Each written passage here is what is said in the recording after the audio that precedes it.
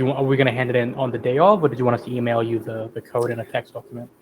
No, just hang on to it, and during class we'll turn it in. It's a pre-step in making sure we know how to turn things in for the first exam. Okay. So just hang on to it until that. Does yours work? It's not the most pretty looking stars. I did it the first way where I just manually had to like guess points, and then I would try to find a way to do a bit more efficiently. But it's not pretty, but it is recognizably a star. Okay. So, I mean, you'll probably see when you look at the code that it's what it kind of is. But. Yeah, I've had people turn things in that look like cabbages. I mean, if you got something that looks remotely like a star, you're probably on the right track. Yeah, I forgot to turn off for the longest time. I forgot to turn off the rotation that we were doing. So the points, I couldn't just mirror points. I had to put someone in the Discord mentioned the fact that we had to turn that off, and then it made it a lot easier. Okay. Okay, well, I have 6 o'clock. Let's see how many people we have. We have 21. That might actually be the right number. Although I see a couple people missing that should be here.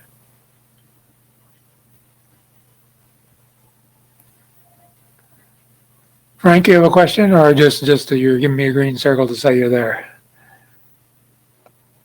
Just saying I'm here. Okay, good. Okay.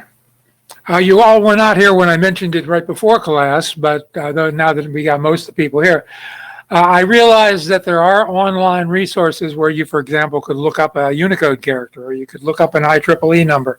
You can certainly practice with those to check your answers as you're doing homework, but you're not going to be able to use those on an exam. So make sure you can do them the way I showed you in class, because you're going to have to often show your work.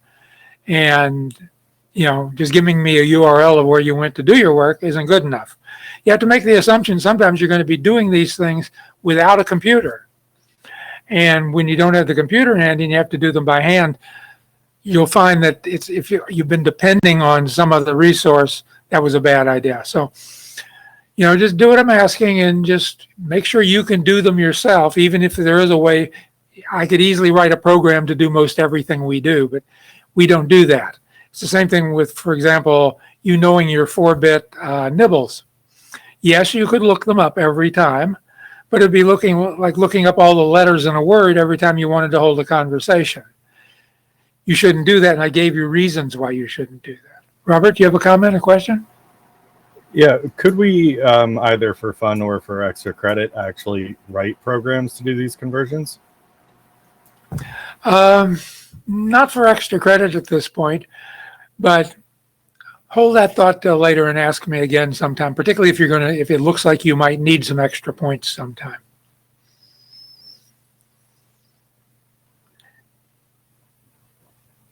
Okay. I've got 25 people. I think there's 27 of you and 1 of me, so we're missing, I guess, 2 people. Something like that. Okay. Let us get going here with tonight's material. If we look at the course syllabus,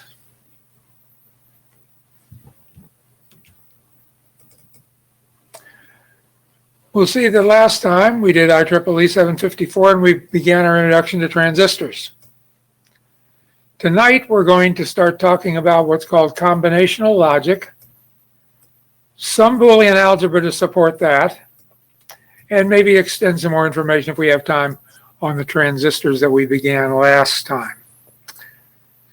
Somewhere in the next X period of time, we're going to have a preview test. It has like 4 questions on it, and the primary purpose in doing it is making sure that the people that take the test can follow directions. Most tests are failed in here the first time. They turned in the wrong thing, they didn't fill out the answer sheet right, they didn't read the question completely. So we'll have one practice test that has like 5 questions, and it probably will not be that important if you even get the questions right. Be nice if you do, but it'll be more to go through the procedure of the way I give tests so that you'll know that when you take test exam 1 down here, that you won't have any of the traditional problems that people have. So I don't know when that'll be. I'll announce it a couple classes in advance.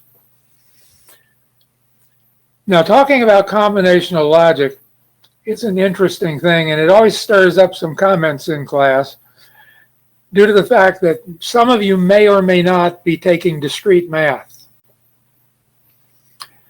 or some other equivalent course to that. And the problem you're going to have with that is that what you're learning there is not exactly what you're going to learn here.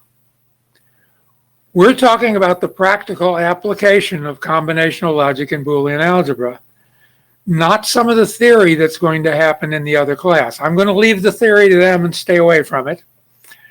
And we're going to talk about combinational logic and sequential logic when we get to it in the way that's necessary in computer science to be able to do practical things. So if we come along and something conflicts, when you're in my class, use the way I told you.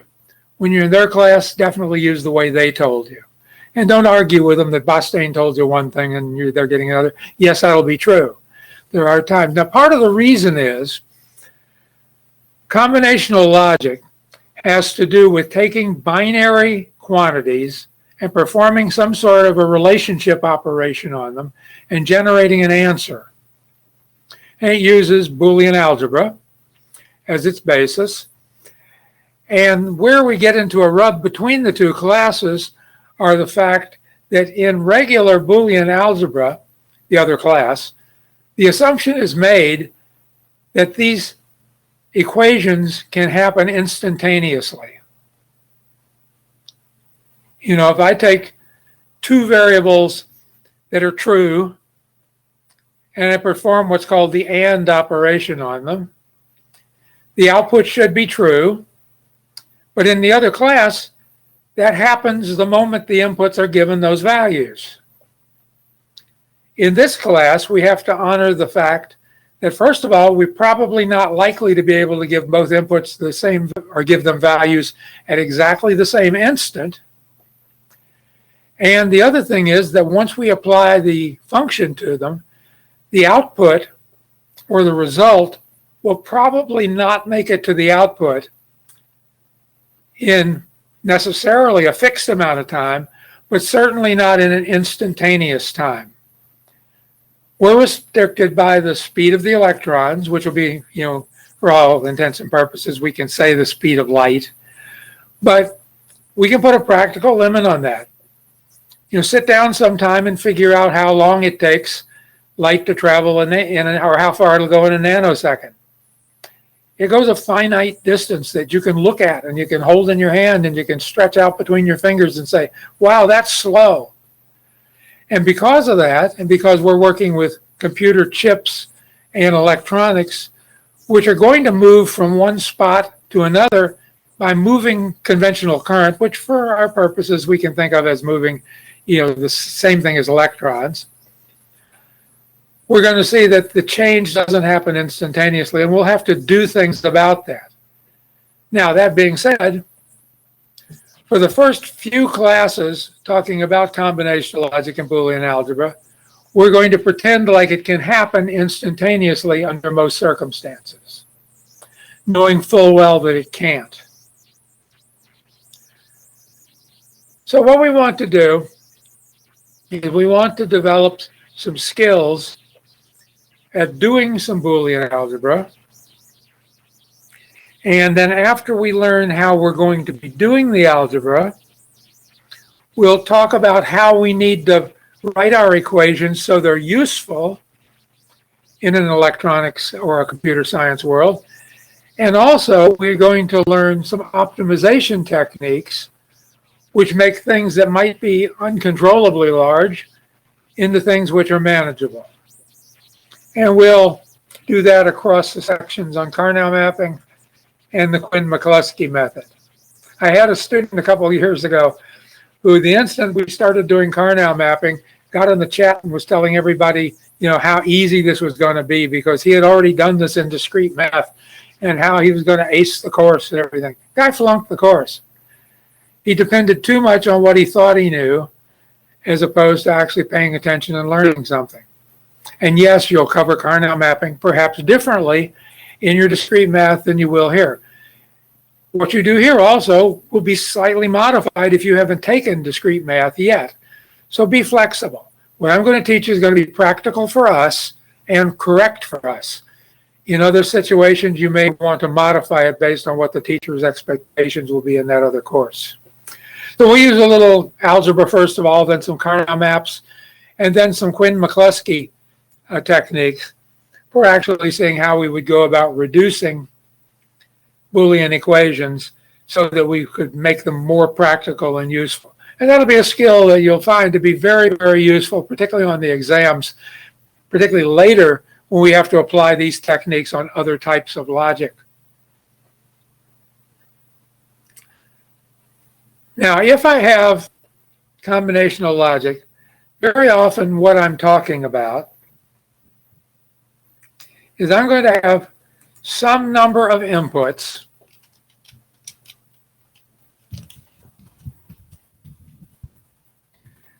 going through some operator, producing some result. Everything in this will be in binary, meaning for the most part. Notice I said for the most part, things will be zeros or ones. Because we're going to be working in base 2, which means that ultimately we can probably do things on a microcontroller using some of these combinational logic techniques. Now, the difference between combinational and sequential don't have to do with that delay we were talking about. By the way, that delay is going to be in our class called,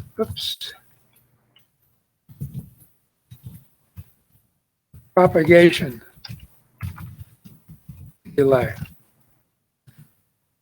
Propagation delay is the amount of time it takes from the inputs changing until the outputs reflect the operation being applied to the inputs. And it will be in the order of nanoseconds for most of the things we're talking about.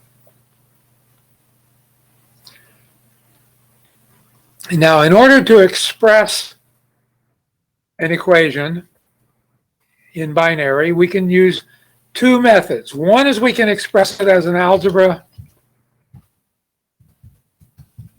equation. And the other thing we can do right now that we'll do tonight is we can build something called a truth table. And the truth table will guide us to the equation, and then through that we can determine what the actual function is of a particular set of combinational logic.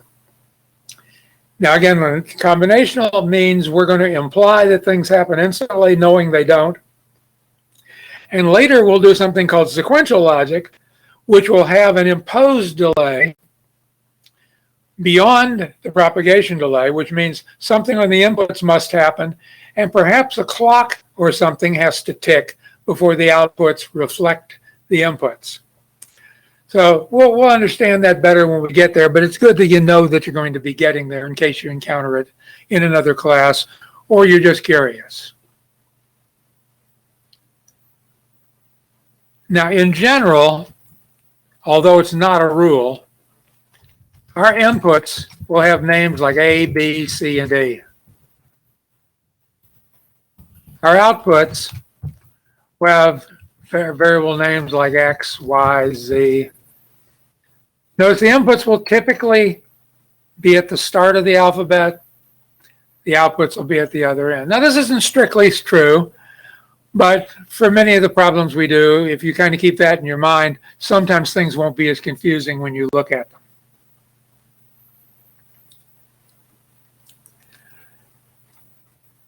Now, we can write very simple equations. We can say y is equal to 0. We can say y is equal to 1. Both of those are Boolean equations, particularly if I've told you in advance that y is a Boolean operator or a Boolean variable. 0 and 1 could be in any base, but in our case, they're going to be in base 2. And we can say in this case that the output of our equation, no matter how many inputs, is either going to be a 0 or it's going to be a 1. Now, these equations themselves have names, and we'll come back and talk about what the name of that particular equation is. But just for now, appreciate the fact that it's possible for a Boolean output to always assume the value of a 0 or always assume the value of 1. Now, when we say 0 and 1, 0 is equivalent to the word false. 1 is equivalent to the word true. Now, they're not necessarily an exhaustive list of words. 0 could mean no, 1 could mean yes. 0 could mean ground, 1 could mean 5 volts. So context may very well tell us which of those it's going to be, but in general, they will be dichotomous variables, meaning they can only assume one of two values under normal circumstances.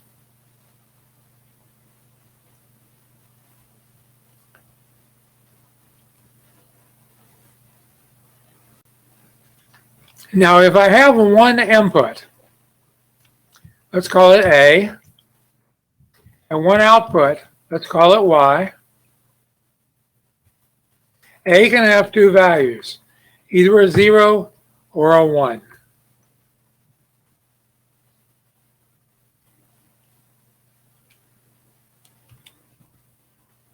Now, the outputs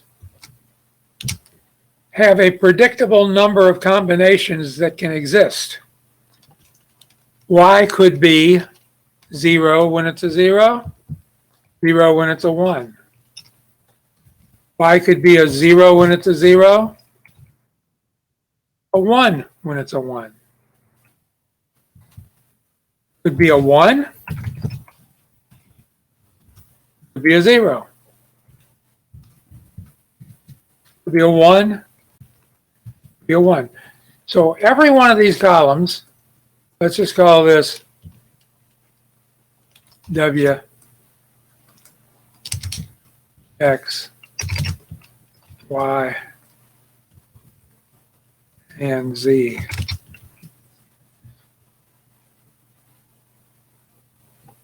So with a single input, which could have two values, there are four possible truth tables that can be written. One of them is A is the input, W is the output. One is A is the input, X is the output. Third one is A is the input, Y is the output. And the fourth one is A is the input and Z is the output. At any point in time, only one of those truth tables would be true for a particular equation. But if you notice, this has no change in the output, meaning that no matter what the input is, the output is 0. It's the same as this equation here. This one says A is equal to 0. If it's a 1, it's a 1. This says Y is equal to A. The next one, if you notice, A and Y are the opposites of each other, meaning it's an inversion function. Y is equal to the inverse of A. Now, we have a problem with inverse. Normally, we would draw a line, a flat line across that. So if I had written the letter A down and I wanted its inverse, I would draw a bar over the top of it. When I'm typing, I don't have the bar. So we indicate that it's an inverse signal, meaning when A is 0, the value of this is a 1. If A is a 1, the value of that is the opposite. It's the inverse of it. So if I can put a bar, I will. If I can't, I'll use a exclamation point to indicate that it is inverted. We would pronounce this A bar. We could pronounce this A bar, but in general, what we're going to do is to make the equations more seamless with the rest of the thing is we're going to simply say not A, not A. Vertical bar means inverse. And the word we use for inverse is the word not, N-O-T.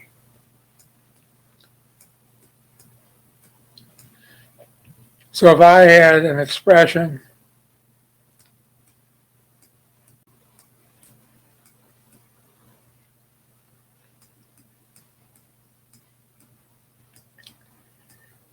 this would be read as y is equal to not A and B. Now, I happen to know that's an and function, but we'll get around to how I know that in a few minutes. Y is equal to not A and B.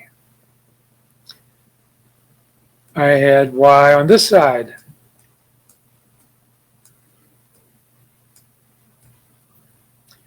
I would simply say y is equal to D. Y is equal to not D. So let us continue here. We have a rule here which we're developing, which is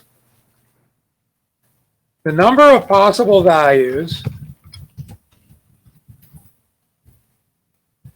an input can have,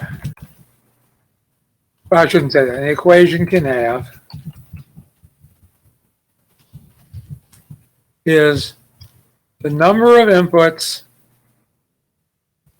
squared.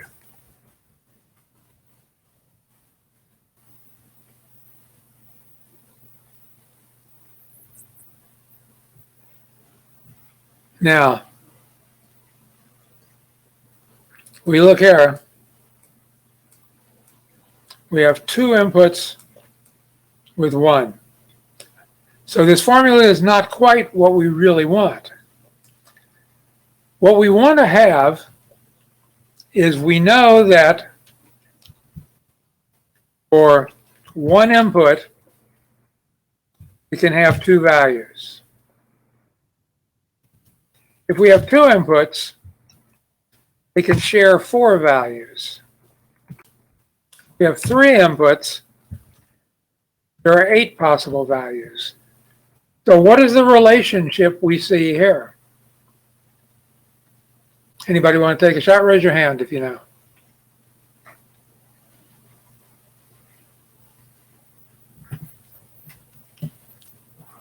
Jay? We are squaring the numbers. Like right. So down here, the number of inputs is squared. So the number of possible values is going to be the number squared. Well, no. Look again. Number of inputs raised to this power of 2. So it's 2 raised to this value in number of inputs. So 2 raised to the number. But what that means is, if we had 4 inputs, we're going to have 2 raised to the 4th, or 16 possible values for the number of rows. Now, let's write a truth table here out. If I have one input, which yields y, this can be a 0, that can be a 0. Well, that actually, I don't want to put a value under y here. A can have a 0, it can be a 1, and y will have some value. We have A and a B, 0, 0, 0, 1, 1, 0, and 1, 1. If A, B, C,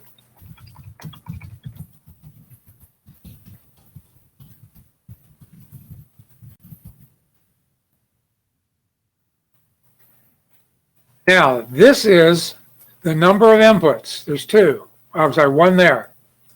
There's 2 here. There's 3 here. So if we take 2 and raise it to the number of inputs that we have, we'll get the number of rows in our table. Now that also says that if we have 2 rows in our table, how many possible truth tables can we write? Well, we've written them already. We said one is where both the values are a 0. We had one where they're different, or actually two where they're different. So the number of truth tables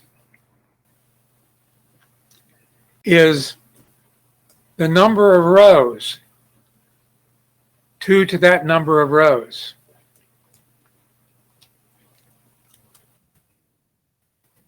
So the lines are 2 raised to the number of inputs. And then once we know that number, we take the number of, we take 2 raised to the number of rows. This is just number of rows.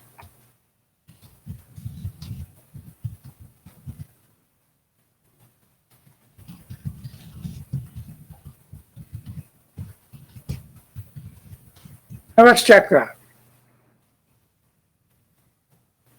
If I have 2 inputs, 2 raised to the 2 is 4. I have 4 unique things I can write as rows. A is 0, B is 0, A is 0, B is 1. So 4 different things, and that's normally all I can do. Now, how many possible things can I write in the next for the Y? I have 4 things that can be changed. So 2 raised to the 4th means there's 16 possible truth tables that can be written. So one input creates 2 rows, 4 possible truth tables. 2 inputs create 4 possible, or 4 rows, 16, oh, I'm missing that key, possible. 3 inputs give us 8. 2 to the 8th is what? Somebody raise your hand. Patricia? 64. Oh, sorry. No, I'm sorry. It's 256. So there's 256 possible tables which can be written with 3 inputs. With 4 inputs, we have 16 rows in the truth table. What's 2 to the 16th, Basu? It's 65,536. Right, so there's that many possible truth tables with 4 inputs. So as you can see, we very quickly accelerate the number of possible truth tables we need to be able to analyze. Now we work through that in a kind of backwards way to get there, but now that we have some rules, you should be able to take and work with this. If somebody said, okay, it has 5 inputs, how many rows would be in a 5-input truth table? It'd be 2 to the 5th, which is 32.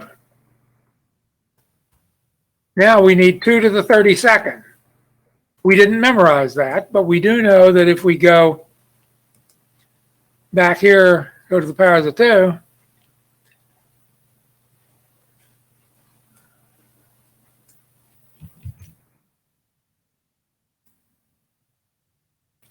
we can see that we've got 4 billion. And this number we know from our days of working with IBM PCs because that number is a 32-bit. Now that gets doubled, of course, if it's a 64-bit computer. But we could compute. That's a lot of truth tables to have to be able to work with. And imagine trying to give them all names. It'd be way too difficult to do so. So let's condense one into a truth table and then talk a little bit about it. Let's take and just use a 2-input because they're a little more interesting than the 1 input. We said there's going to be 4 rows.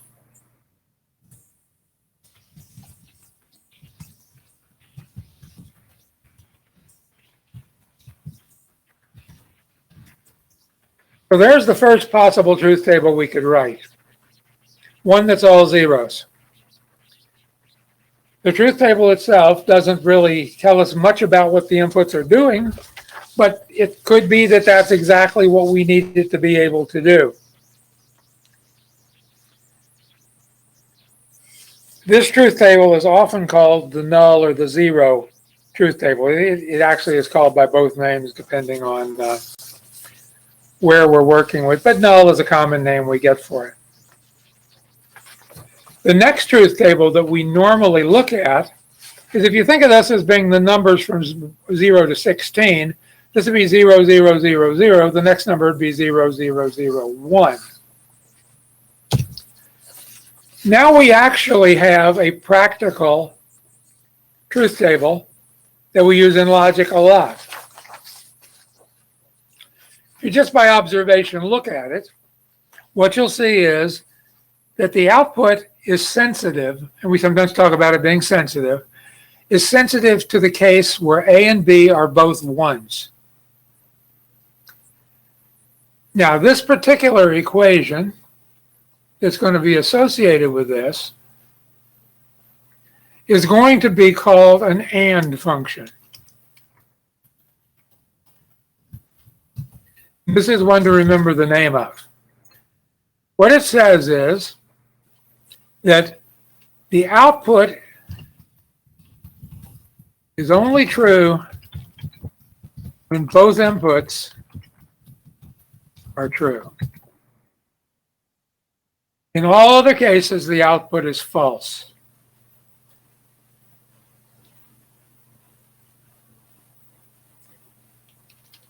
Now, the equation for this is y is equal to AB.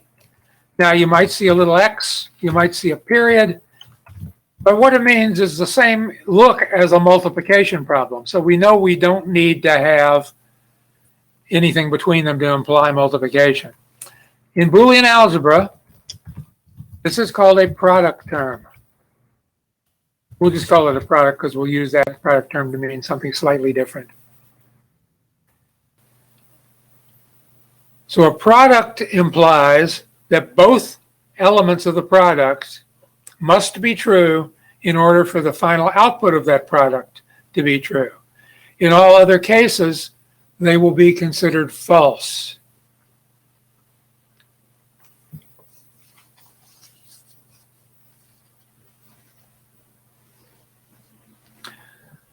Let's go to the next possible one. Next one here, let's say we have a 1 here, a 0 there.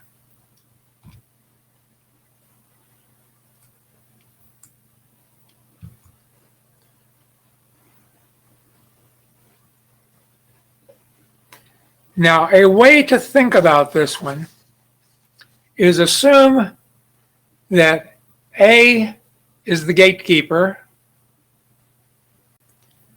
and B is the data we're going to pass or not pass. Notice that only when the gatekeeper is true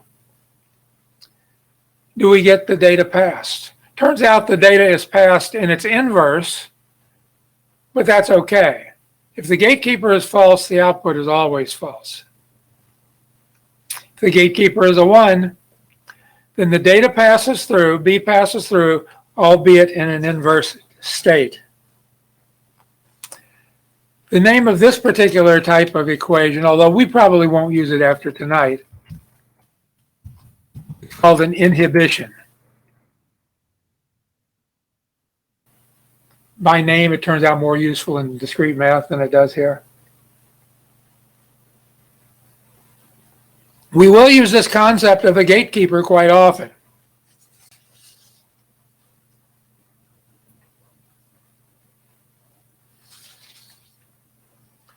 Now, the next one would have both of these being a 1.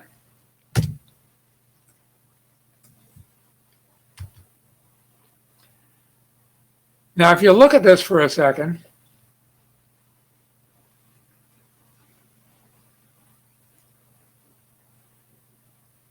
notice that Y looks exactly like A, B is actually an unnecessary term. The actual equation for this is y is equal to A.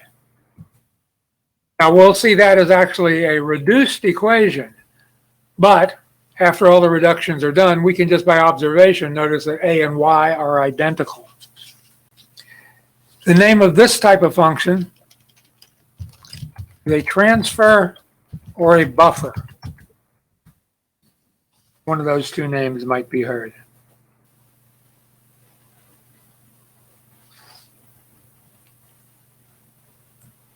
The next one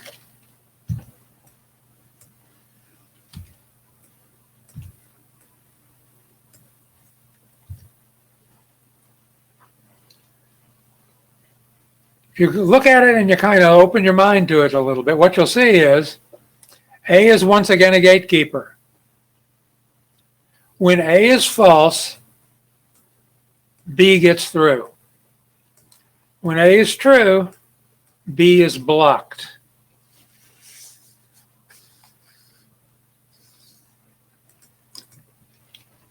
This is the second inhibition equation.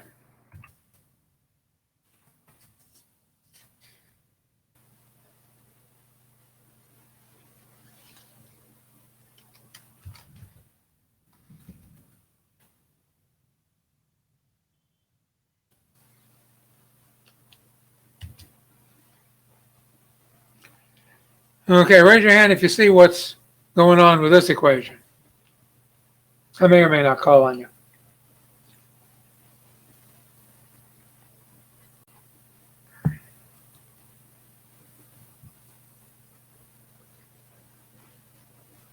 So then what do you say? It's y is equal to b. Yeah, y is exactly the same as b. So this is again a transfer or a buffer equation.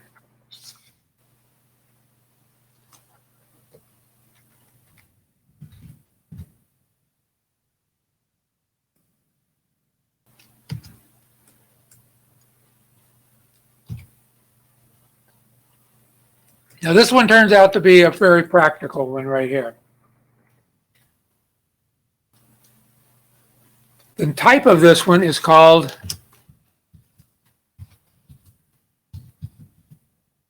an exclusive OR.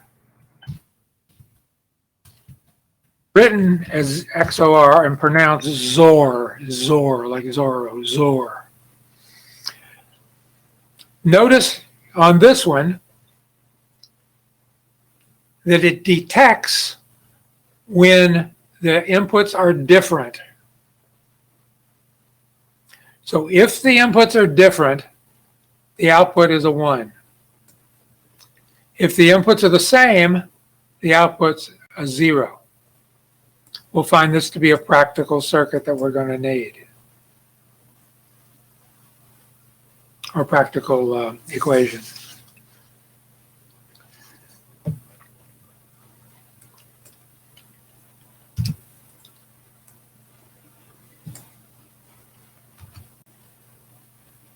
Now this one turns out to be sensitive to both zeros, meaning that's the only time it has a different value. But notice anytime we have a 1 anywhere, the output is turned on. So if A or B or both are turned on, the output is true. This equation is called an OR. We would say y is equal to A or B. They are called sums. So while going AND is a product, an OR is a sum.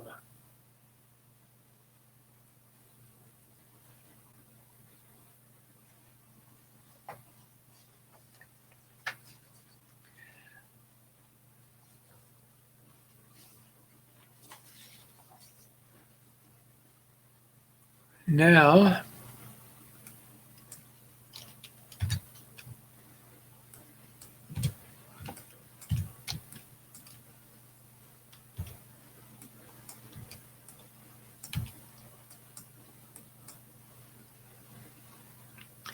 Notice in this case, this is very much the same thing as the last one.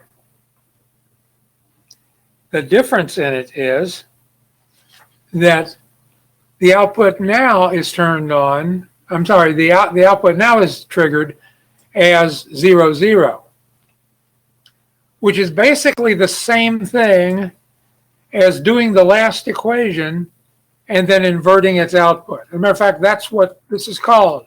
This is called a NOR function. In a NOR function, basically is we're going to do the NOR, do the OR.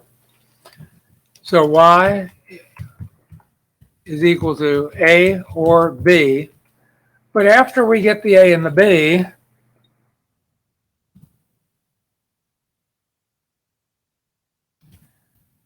we're going to invert it. We do that in the window. Where'd that window go? Here. It would look like this. A or B. The answer inverted. Notice the whole thing gets inverted if it's the answer that's inverted. Not the inputs, but the output got inverted.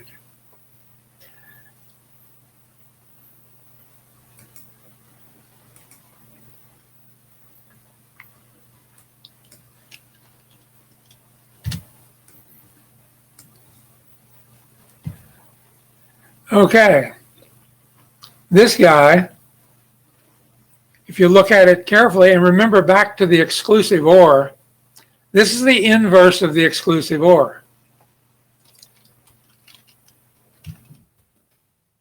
We write it as that word, which is pronounced snore, like you're going to snore yourself when you're sleeping. You're going to snore a lot. Notice here, this is a very useful, because this one, rather than detecting the differences, detects the same. So anytime the two inputs are the same, the output is turned on. It's called a snore, and the equation would be written, although I didn't show you the marker for it. A ZOR looks like an OR, except it has this plus sign circled. That's a ZOR. Y equals that. It's an XOR.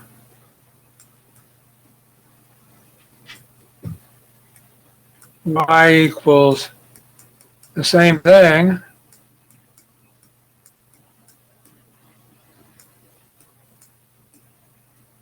But inverted is called a NOR.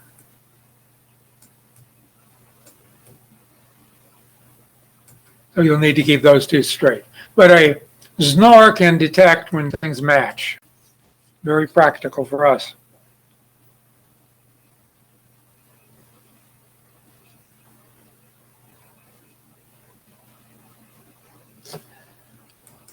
Okay, next one here. We only have 16 to go through. So.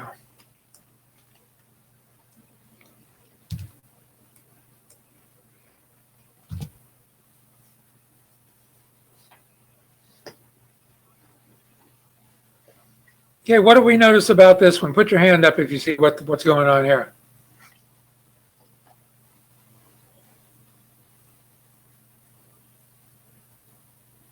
Stephen, what do you say?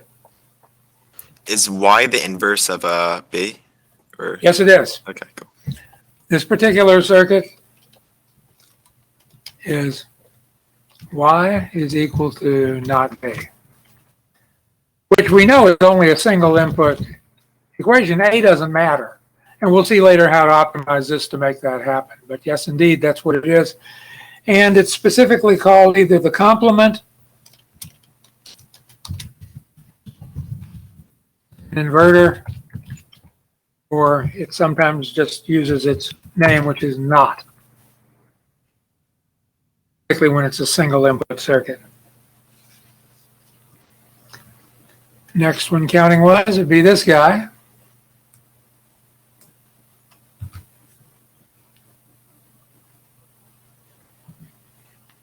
See, this is another guard. A is guarding so that B only passes its inversion through if A is false. If A is true, B does not get through. If A is false, B gets through, but it's the inversion that gets through. This particular circuit is called an implication.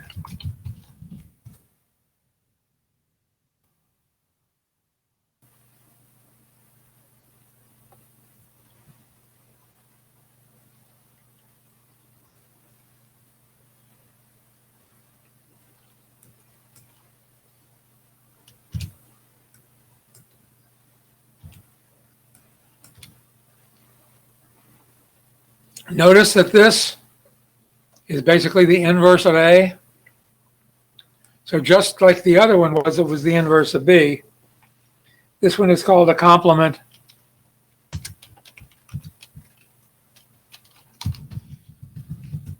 An inverter, or might be referred to as not. One of those three terms.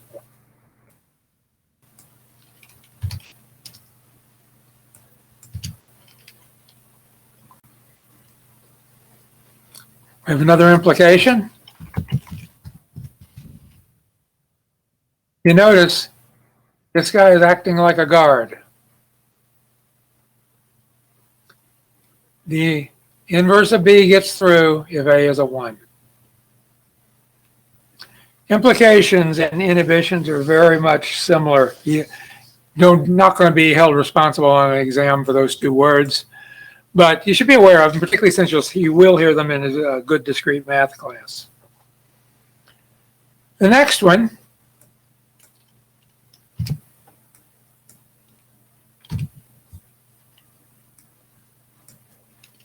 is called a NAND. It's an AND whose output has been inverted. Y is equal to the inversion of A and B. Notice it's A and B taken first, then you invert it. NANDs and NORs are very important circuits.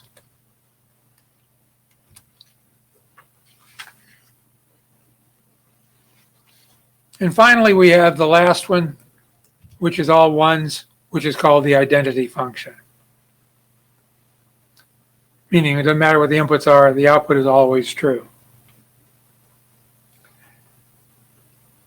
Now, NANDs, I want to talk about them just for a brief second before we do much other work on them. Here's kind of the deal of the day. Every circuit in our first microprocessor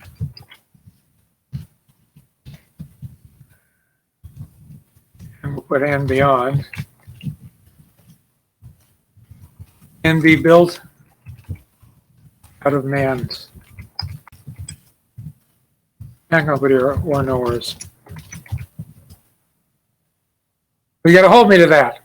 I need to show you sometime before we get through the first microcontroller how each element, all these different circuits we've been looking at today, could be built from NAND gates. Once we have a NAND gate, we can take over the world. We're like Pinky in the Brain. Just take over the world. Okay. Now this is tedious to go through all of these, and if we had our 3 inputs and did it, we'd find they don't all have names that are common. They have names, but they're not necessarily consistent, and we'll be working too hard. So what we're going to do instead is let's take a simple AB type of equation.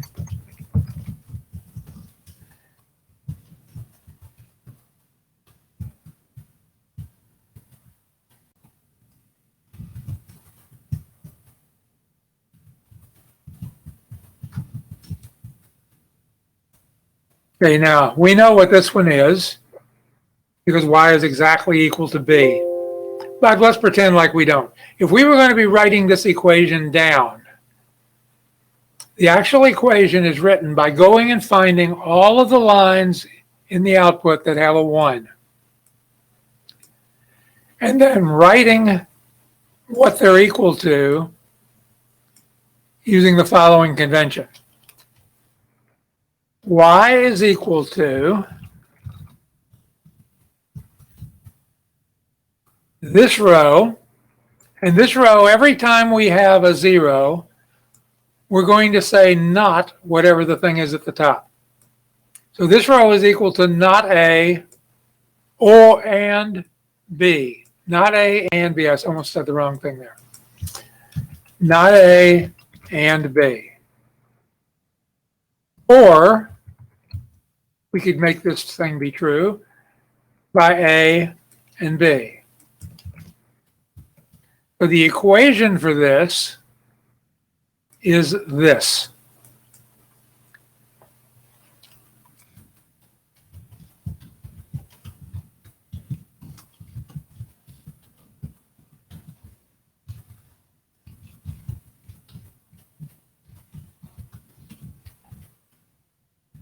What did he just say?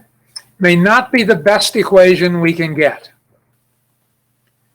Now we need to talk about what a sum of products is. It's exactly what it sounds like it is. Some things ANDed together, ORed with some more things ANDed together, ORed with some more things ANDed together, ORed with some more things ANDed together.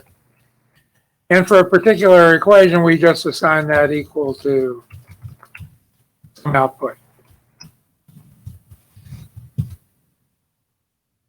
Each of these guys would be a row in the table. Now, in the case here, we know that that can't be a complete product term for one of the rows because this table minimally has an A, a B, a C, a D, and an E. It has 5 inputs. We don't know what B, C, D, and E are. We don't know what A, D, and E. We don't know A, B, C. We don't know C, D, and E. But had we run some reduction equation on it, we might get it minimized down to something that's simple. The important thing to understand is it's a bunch of things multiplied together, added to a bunch of things multiplied together, added to a bunch of things, and so forth. This is what's called a sum of products. A minimum, we don't know from nothing until after the next class whether it's a minimum. But let's just say that the minimum would be the best we could do. I had an equation that looked like this.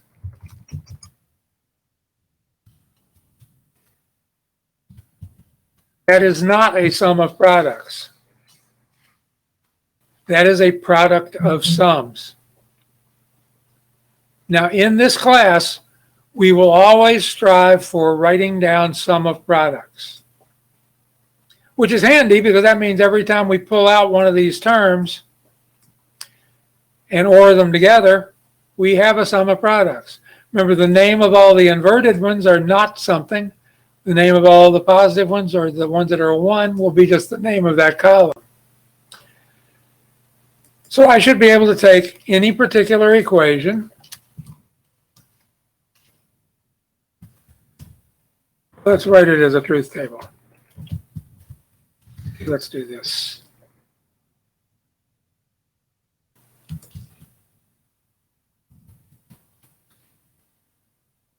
Let's say y is equal to a 1.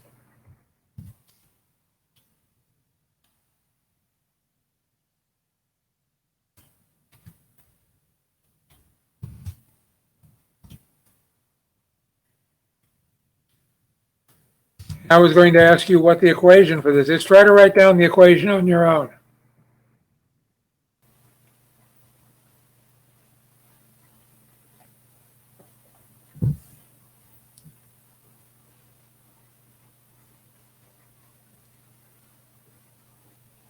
Think of it this way. In order for this to return a 1, it has to be that line, or that line, or that line. That's why we're ORing things together. What's each line? Well, it's the AND of these two variables. So that means this equation, y is equal to not A, not B, or A, not A, B, or bottom line is A, B. Should have made those uppercase, but I was on the wrong keys. Before reading this, this is 0, 0, or 0, 1, or 1, 1. Of course, this term doesn't get mentioned because it doesn't add anything to the equation. The lines with the ones have two names. One is they are called a fundamental product. The second name they might be called is they might be called a min term. You might hear me using one of those two names.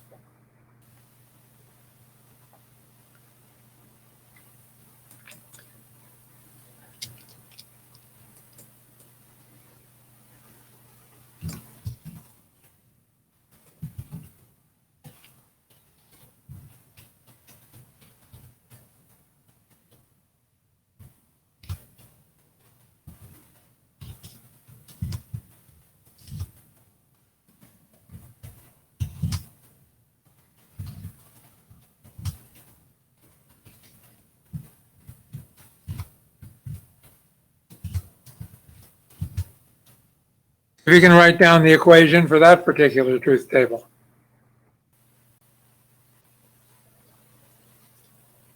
When you do, give me a green circle once you've got it written down.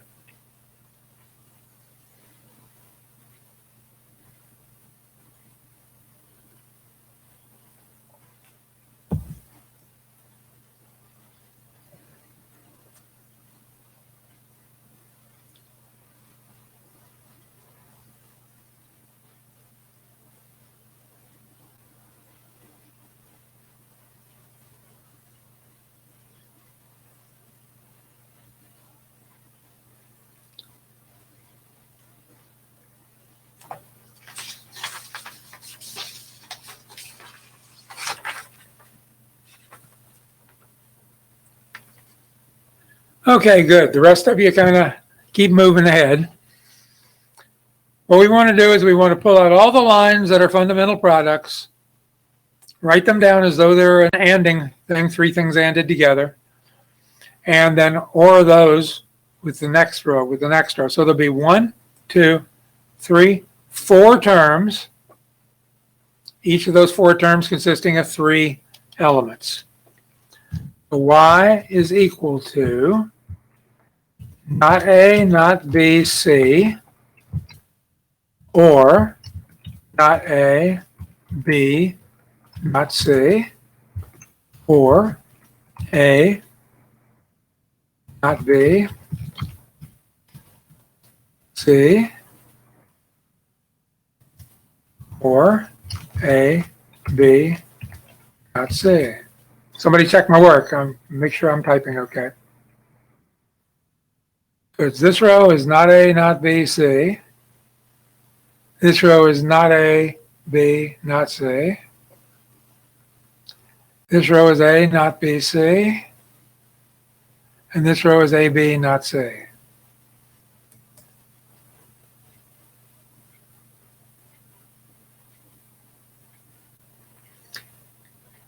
Now, if you look at the table, just by eyeball, you can tell that the top half of the table and the bottom half of the table produce the same results. So this is not a minimum sum of products. This is a sum of products equation, but it's not a minimum.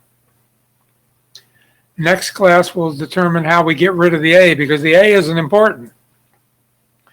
The top half in B and C are identical. A just changes in between the two halves. So we'd see this can get reduced considerably. And if we were building this out of components, we'd want to reduce the number of circuits we had to build.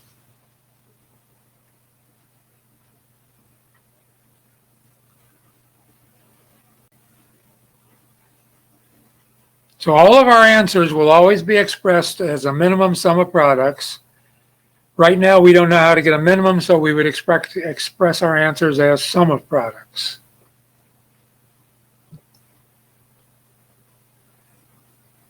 Okay. Any questions at this point?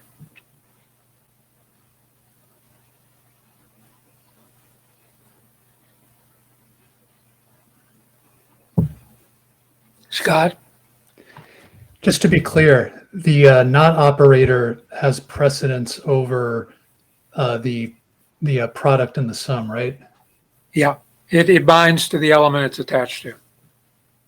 That's why you need the parentheses around anything you want to make the entire term bound. Okay, let's talk about some rules of Boolean algebra. This is the fun part. Yeah, you're all going, yeah, sure. Now, I'm going to use terms like A and B. Just remember, A doesn't have to be a single term. It could be anything that could yield a true or a false. So it could be some big, gigantic equation that sits as A and a different gigantic equation. And as long as both of them got ORed together, the result, we can represent it with just an A and a B at this level. So don't get confused into thinking these have to be single trues and falses. They apply to anything that could reduce to a single true or a false. Now, just like in arithmetic, the order does not matter. That's the commutative law.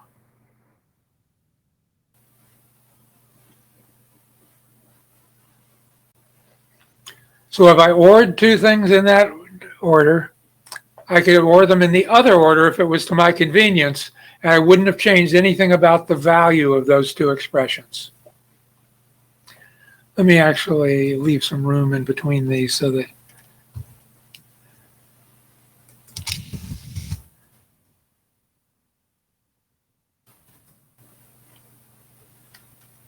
now A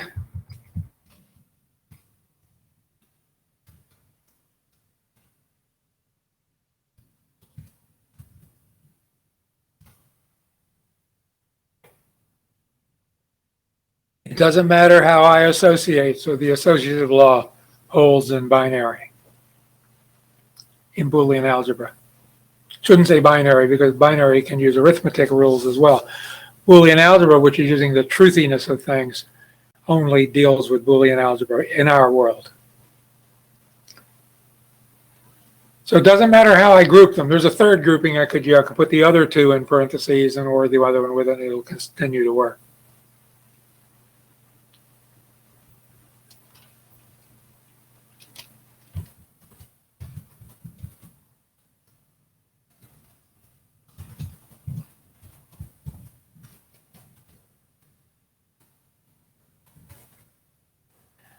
This should be an equal in here. I don't know why I put a plus. Yeah, I do, because I can't type.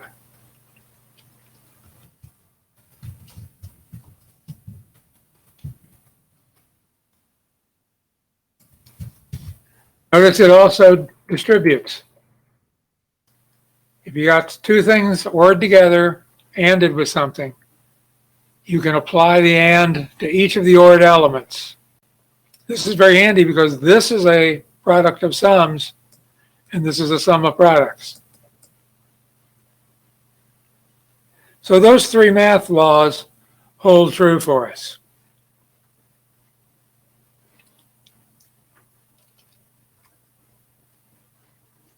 Now, just some general, go down the line here.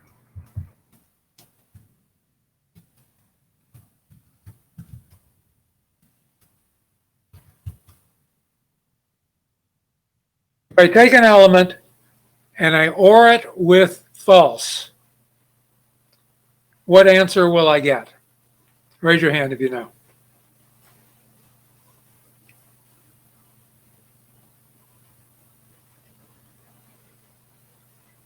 Mohammed? Is it A? Yeah, I'll get whatever value A is.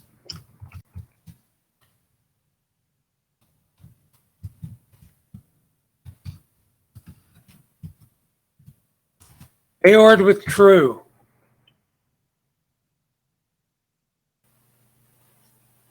And Matt? True. You would get Yeah, I'll true. always get true.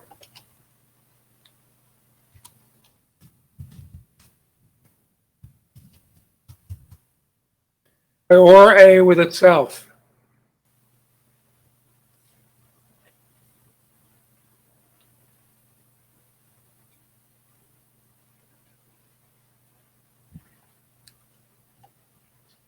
Robert? A.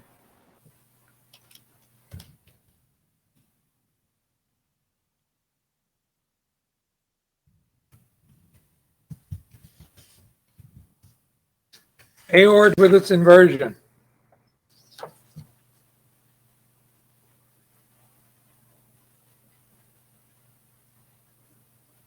Scott? True. Yeah, it's always true. Has to be one, either it or its inversion will be a 1, right? If this is a 1, that's a 0. If that's a 0, that's a 1.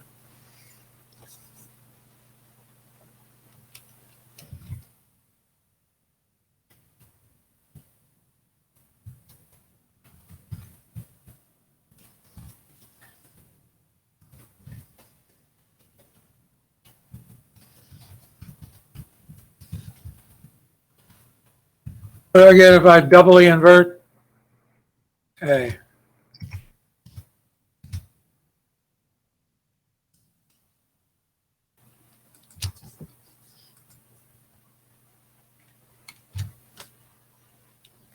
Dante? You just get A. Yeah, that's a way to get rid of inversions. If you ever get 2 of them over the same thing, you can get rid of both of them. Sometimes, though, you may want to add 2 inversions to make things more convenient for you. So we'll see cases of that as well.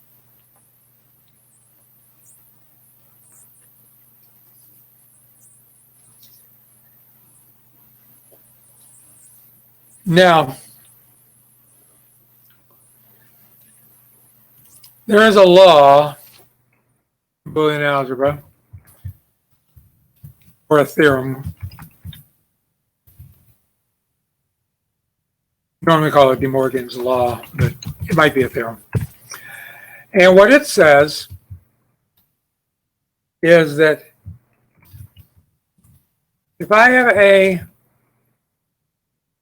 ORed with B, and then I invert that answer, it's exactly the same as if I inverted A and inverted B and ANDed those 2 inversions together.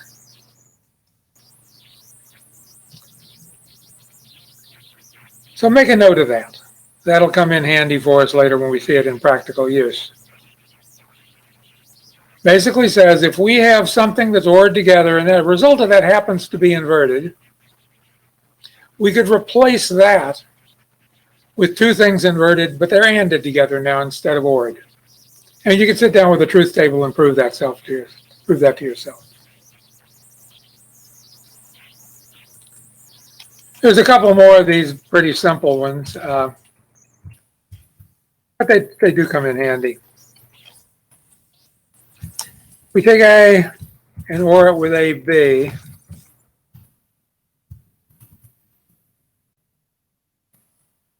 It's equal to A. So if we ever wind up with a term ORed with that same term ANDed with something, we might as well throw the second term away. It doesn't add anything to the equation for us.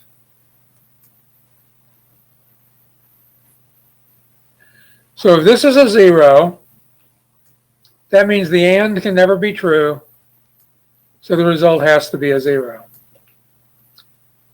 If this is a 1, well, this OR is already true. We don't even have to check that. And again, it's equal to A. This is one very important one to look for. We can look for the counter one of that. It's a little rarer to find, but we might find this sometime.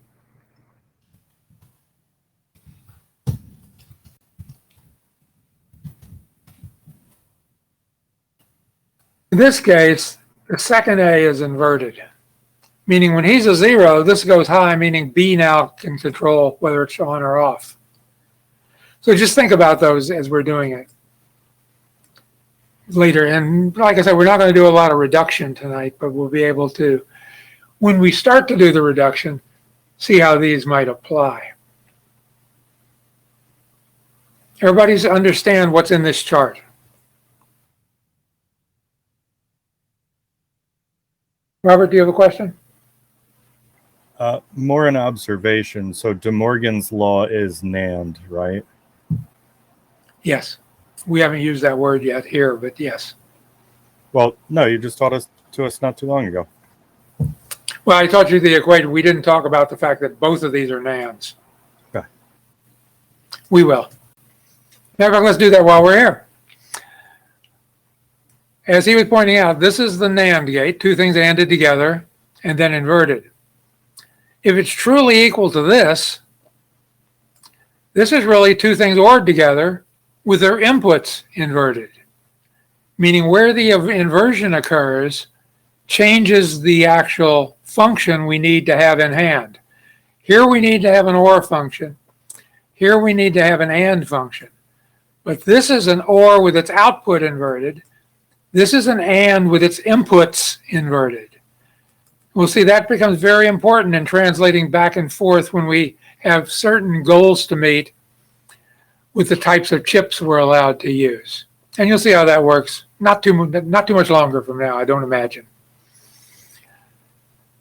Now, another thing we have to know about is there exists in Boolean algebra this thing called a dual.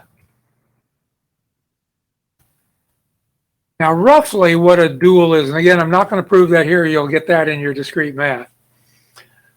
But what it basically says is, once I make a statement like this that's true,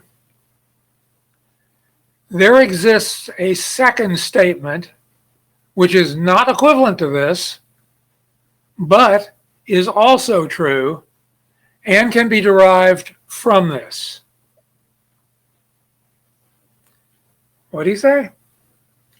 Well, what I'm telling you is we know this to be a true thing. We demonstrated to ourselves it was. Now, there is going to exist a second equation, which by following a couple conversion rules that let us convert from this to the other equation, will create an equation which does not have to be proved true because this one already was proved true, and will exist but not necessarily have anything to do with this equation. There are a couple cases where they turn out to have the similar things, but that's just by luck. So let's see what the rules are. The rules for converting a dual are change all ORs to ANDs, change all ANDs to ORs. These are not the ones you just changed, but the originals. Change all ones to zeros and all zeros to ones. So for example, in this top equation up here, I'm going to change all of the ORs to ANDs. So I'm going to get A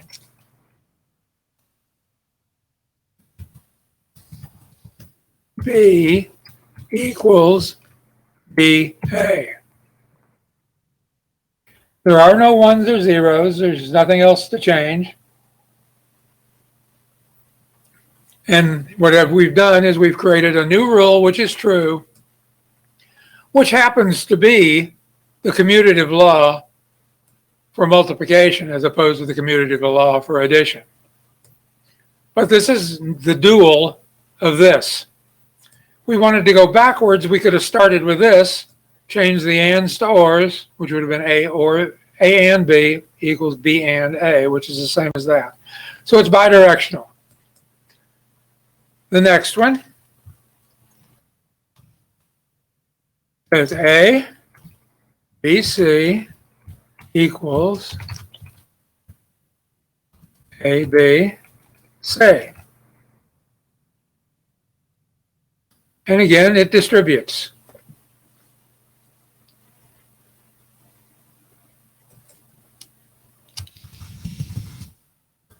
The next one says A or BC equals A or B, A or C. A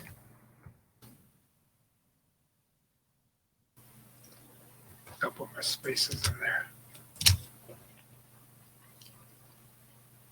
And check me, make sure I'm not making any mistakes. I might be.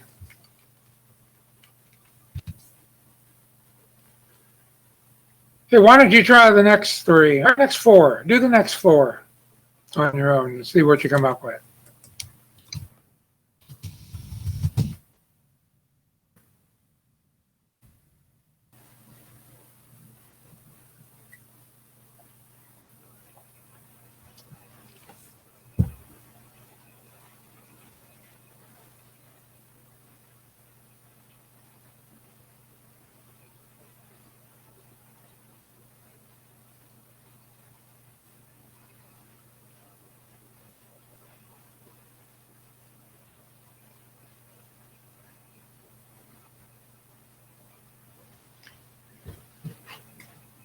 Okay, put your green light up when you've done the four of them. It shouldn't take you long.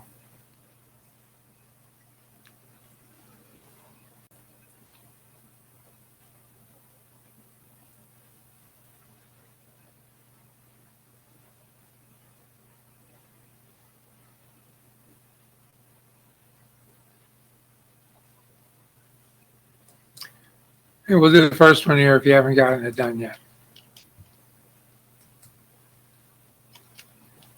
Okay, so A and 1. I'm going to put a little X in there for now just so we can see that it's a multiply. Equal A. Sure, if this guy's already true, all we have to do is turn him to true to get a true, but if he's false, so that is true. The next one.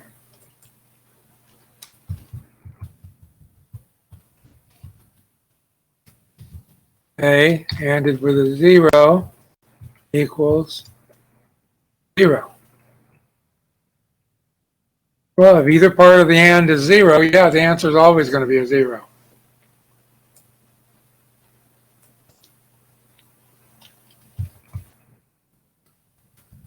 A and A equals A.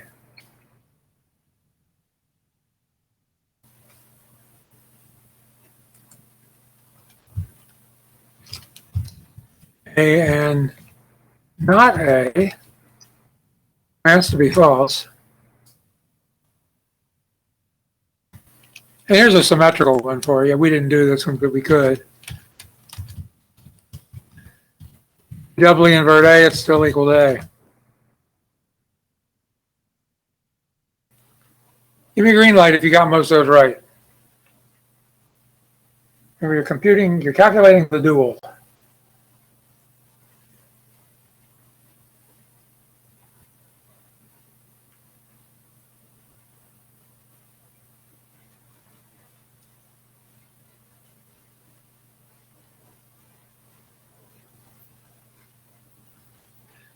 Okay, let's do the De Morgan law guy down here. He's a little bit messier, but let's write out his dual.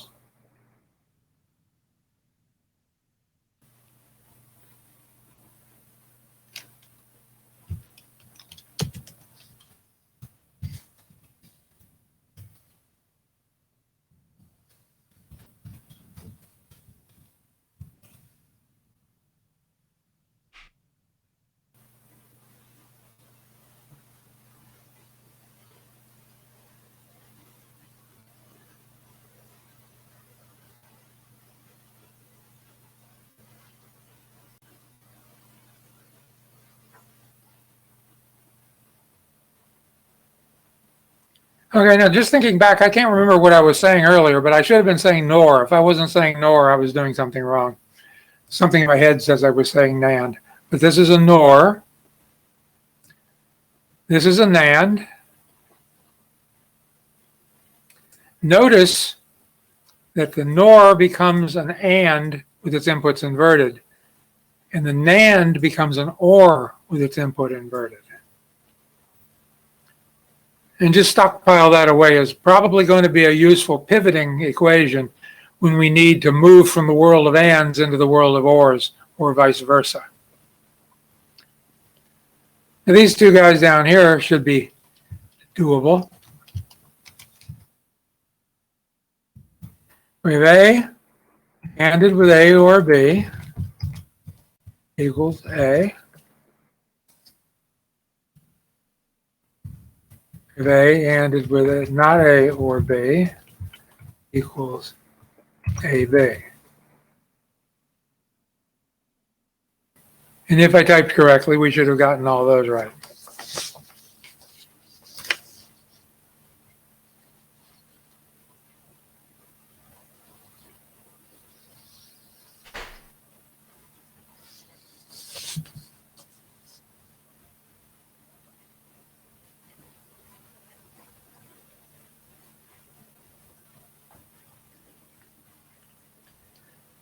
Okay, I'm going to move this off the screen.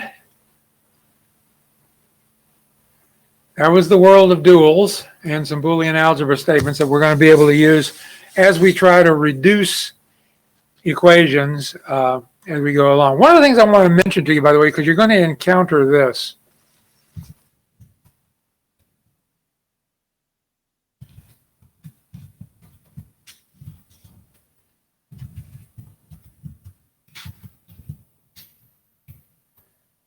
In programming languages. We're going to be doing an AND function where we're going to test the result of this and the result of that. And if they're both true, we're going to execute what's inside the parentheses. Now, assuming we're writing in either C, C++, Java, pretty sure Python does it, some of the other JavaScript does it, some of the other languages that are out there, it's very common for them to do what we call short-circuiting the equation. Basically, what happens in these languages is we're going to do that. If this returns false, this can never be true, so we don't execute that at all. We don't just do them both and then look to see if they're both true. We do this guy. If he is false, meaning this could never be true, we don't even do this guy. So if this guy had a side effect, like he printed something out, that wouldn't print out if this were false. If this was an OR in short circuit evaluation, oops, it's not an OR.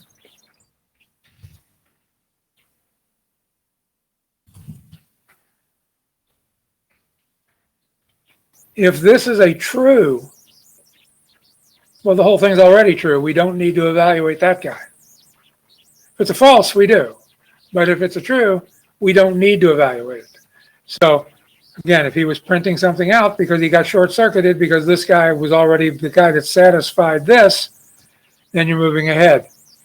This turns out handy because you could, for example, test to see if a variable was null and then use the variable. And wouldn't you'd probably be using the AND for that, but it gives you some programming things. But just be aware that what's inside of an if statement in programming won't necessarily meet these rules, because if this is, and you're expecting short circuiting, and I change this to 2 and this to 1, whoops, I'm going to get different code executed. So I can't just reverse the ordering in a program. I have to be aware of that as part of the language. Of course, it's in the programming class, so you can ask your programming teacher about that. I bet somebody asks me tomorrow. We'll see. Okay.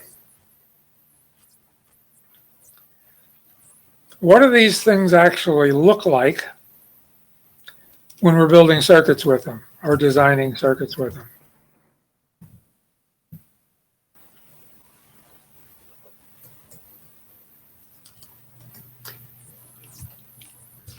An AND gate looks like that. Has 2 inputs. We're going to use 2 input devices, so they use 2 inputs, 1 output.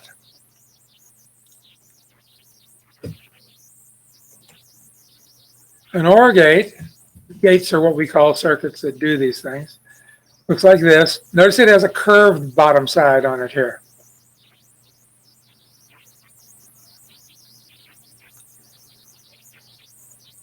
Now, an inverter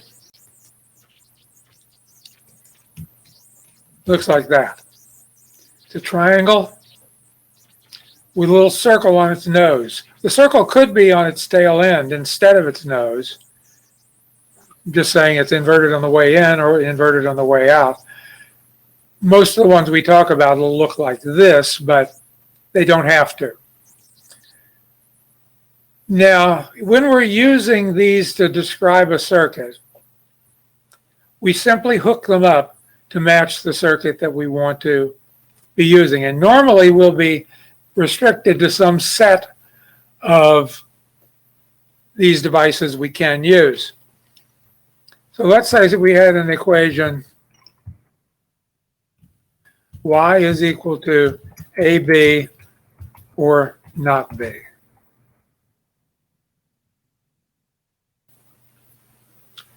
What we'll see is we have something ANDed together, something ORed together, with something inverted. So we grab one of these AND things. Let me grab one over here.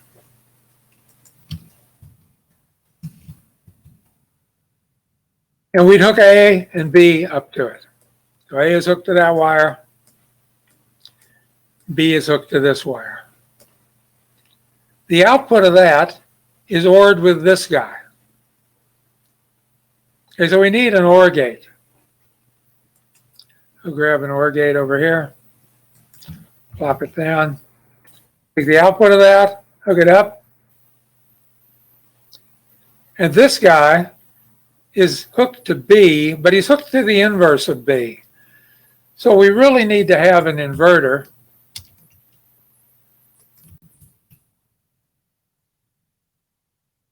And then tie B to this.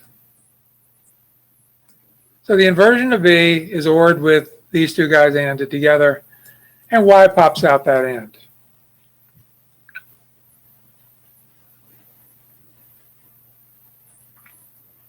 Now let's try to sketch another one. Y equal to AB or CD.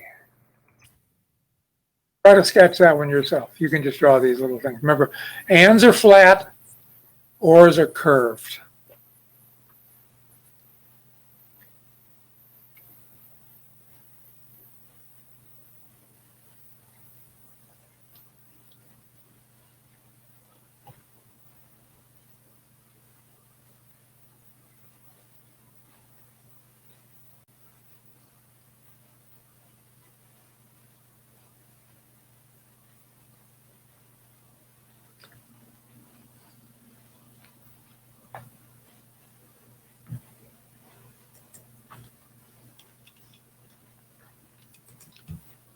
Here we got two things ANDed, two things ANDed, ORed together. This is Y here. This is A. This is B. This is C. And this is D.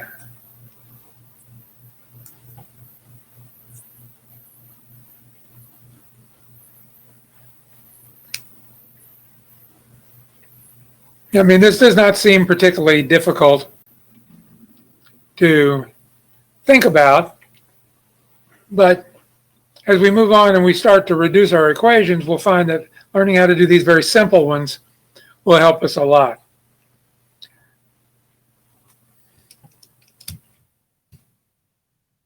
Let's assume that we got an equation of y is equal to ABC.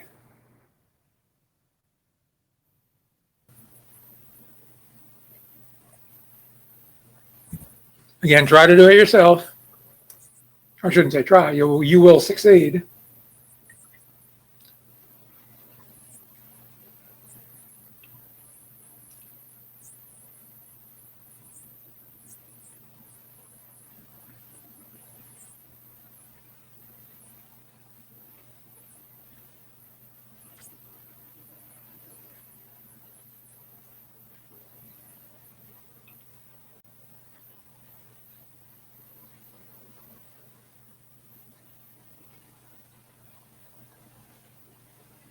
Okay. We can AND those two things together and then take the result of those and AND them with C. So it looks like two AND gates.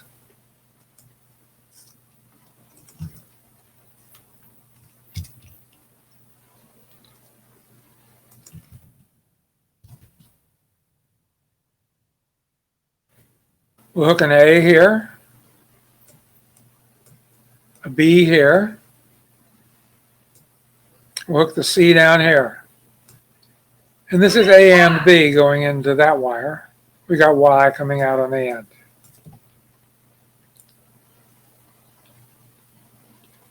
Anybody have any questions about how to sketch these? Mohammed, do you have a question? So Professor, I'm just curious, would it be possible, like if we, let's just say if we were to do B and C and it with A and then equal it to Y, would it be the same thing? Well, we can go back to our rules. Remember what we said up here about association, that the order we associate with doesn't matter. So think of it as, in the first case, I was ANDing these two and then ANDing C, but that's equivalent to ANDing the second two with the first two. Of course, there's the third case also, which is where we combine A and C and AND that with B. So yes, you can. But that's what this table will tell us, the rules we can and can't follow.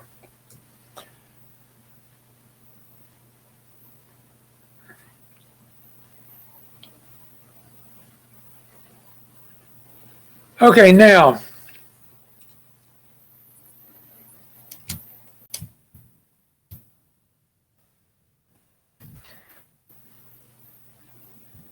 one of the things that we have to bring into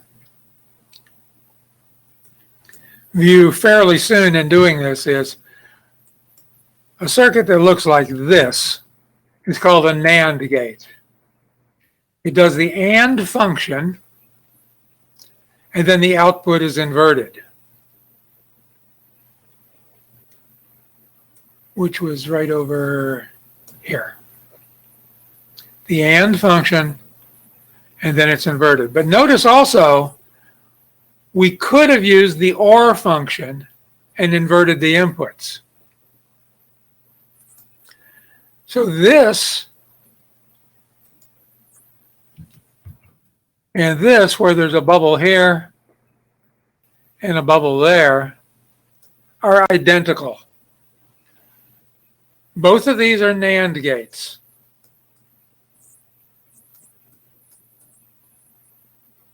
They do exactly the same thing. We demonstrated it over here. Now, interestingly enough, let's say that I had a circuit. I think it's still on this.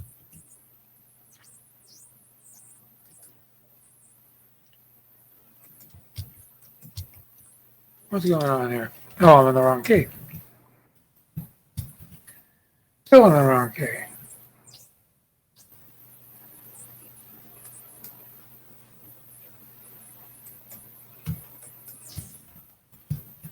Okay, I don't know what's going on here. Let me reopen that.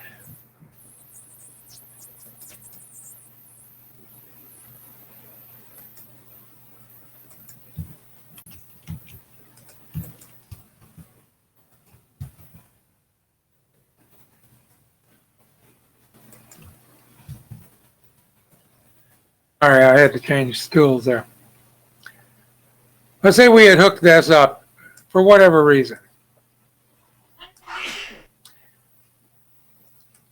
Don't even care what's hooked to these. Let's just say this is an A, this is a B. Doesn't really matter. Let's make this be a not A. And this can be another B. That probably can be reduced even more than this, but let's assume that was the circuit we had. Now, if you remember, a NAND gate looks like that, or like that. So it can have bubbles here. Now, do you remember this equation over here that says if you doubly invert something, you get back to the original thing? These are identical. Well, what if I put a bubble here and a bubble there and a bubble there and a bubble there? That's a NAND gate. That's a NAND gate. That's a NAND gate. So instead of having two ANDs,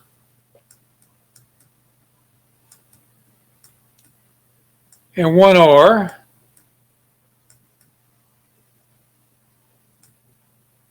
and the AND is 50 cents, and the OR was 55 cents, and the NAND gate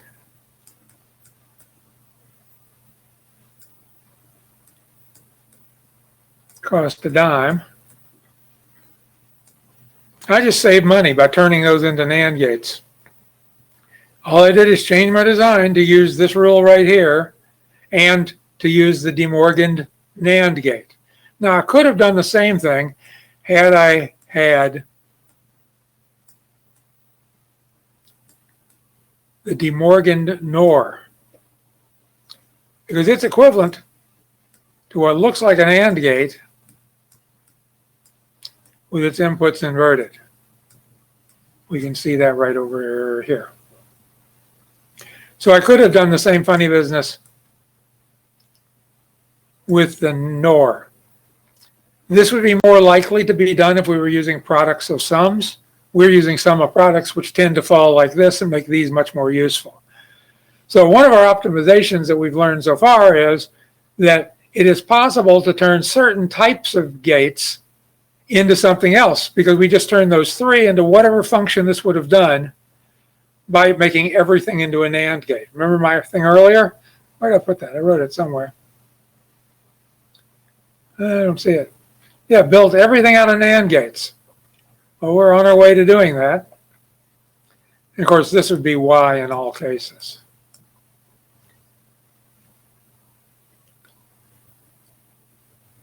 Anybody have any other questions about this? Of course, we haven't done any reduction of circuit yet, so there's more work to be done, but we're kind of getting a good flavor for how these things can be done.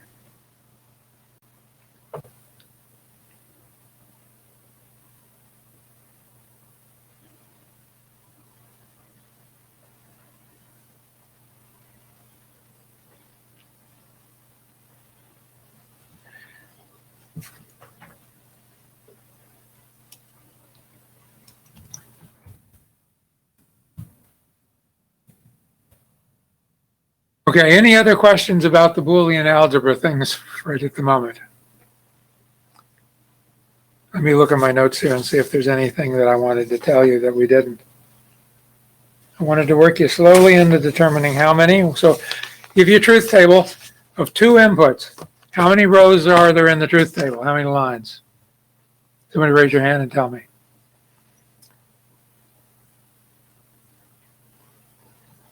Scott? It'll be 2 to the 2 or 4. Okay, so how many possible truth tables can I write then with two inputs? Be 2 to the 4 or 16. Okay, good.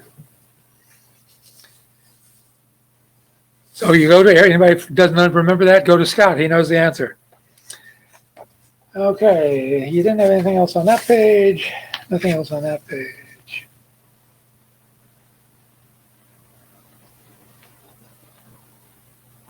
Okay, let's take a very simple case. Let me write a truth table. Do I have any over here that are easy to do? Yeah, let's take this guy.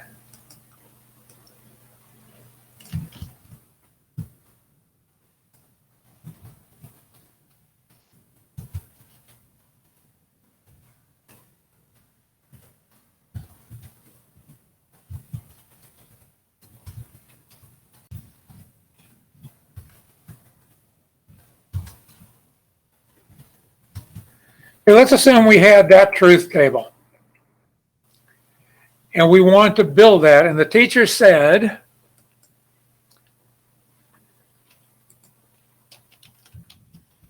build it using only 2 input AND gates. And we don't have a minimum sum of products yet to work with, but let's see if we can figure out how we would go about doing that. It's going to be a bigger problem than we want to build right now, but nevertheless, we can do it. What's the first step I do into determining the equation for this? Mikhail? Find all of the combinations of A, B, and C that's equal to a value of y equals 1. Right, the fundamental products. So we're going to find all our fundamental products.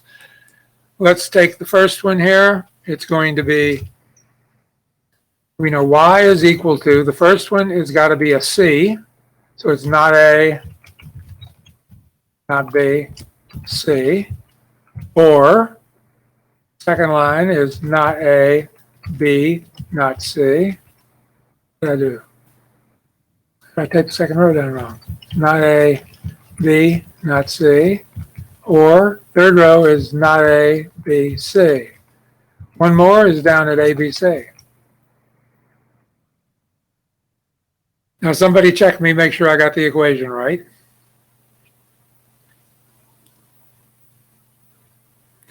We look at it, it is a sum of products. We have no idea if it's a minimum sum of products yet.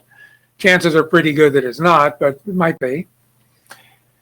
So now we were to build this using 2 input NAND gates. Now this is going to be a huge problem for us because we have to pair these in sets of 2. So let me copy this equation.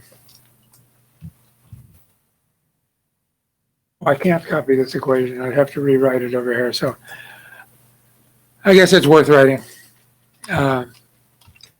Y is equal to not A, not B, C, or not A, B, not C, not A, B, C, or A, B, C. Did I get that transposed right? Or transcribed right? Somebody check my work. Thank you, Patricia. Okay, so I'm going to make one of these go into an AND gate, and then the result of that and the last one go in. And I'm going to do that in all the cases.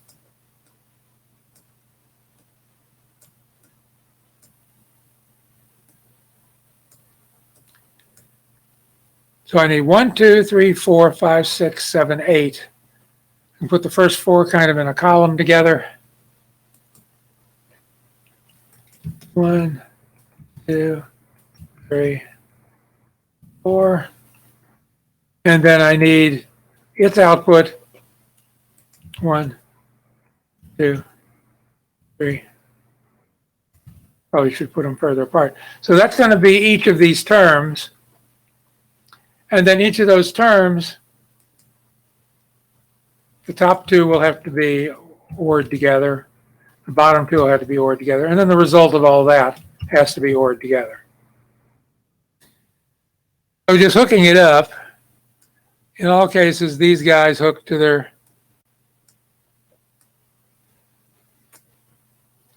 thing.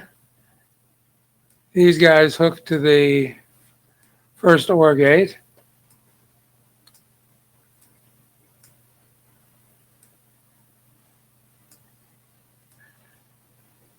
We know Y is going to come popping out here. And we know that we're going to hook, I'm not going to type all of it. Well, maybe I should. I won't. Not A, not B, C.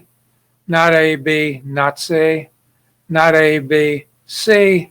A, B, C. Those will be the wires we hook up. And then the correct output will come here, but we were told to make them 2 input NAND gates. So a couple of these are easy. I can put a bubble here, there, there, there, there, there, there, and there. Now I've turned 6 of them into NAND gates. Now, this guy going to that guy, I can't put a bubble on his nose because remember the 2 pictures we have the bubbles on the tail of the thing that looks like an OR and on the nose of the thing that looks like an AND. So I can't put another bubble here. What I have to do is I have to stick in an inverter. So I'll stick in an inverter and I'll put a bubble here. And I'll do the same thing here. Stick in an inverter and put a bubble here. Now I changed this guy. He's been changed into a NAND gate, but I added inverters. It would be awfully nice if I could make an inverter out of a NAND gate. So let's take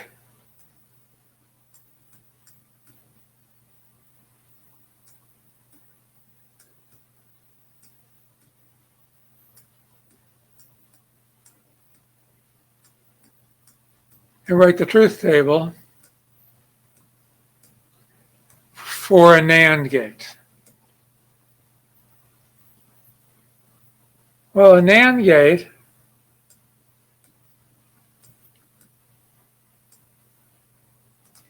I'm sorry, I'm writing down the wrong function here. Looks like an AND, which would look like this if it were an AND.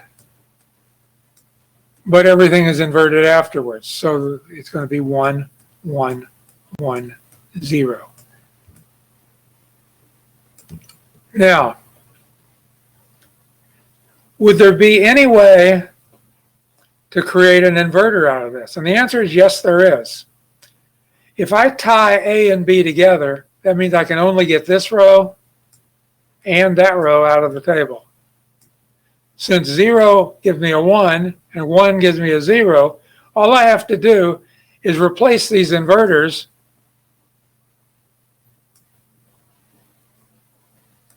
with a NAND gate with its 2 inputs tied together. So a NAND gate with its 2 inputs tied together. So basically what I'm doing is I'm taking a NAND gate, and if I come into it, so both the inputs are tied together, this is equivalent to an inverter. So now I've added in here what are really 2 NAND gates acting like inverters. I would need to add one more here, here, here, and here, and then I would have met this criteria. I would have built this circuit over here totally out of NAND gates. And once we learn how to reduce this, it might even be smaller. Save lots of money because all the chips are the same type. Anybody have any question about what we just did?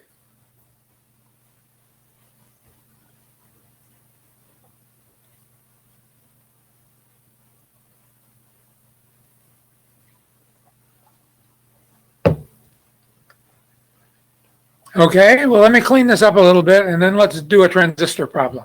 Let me clean some of my wood desk up there.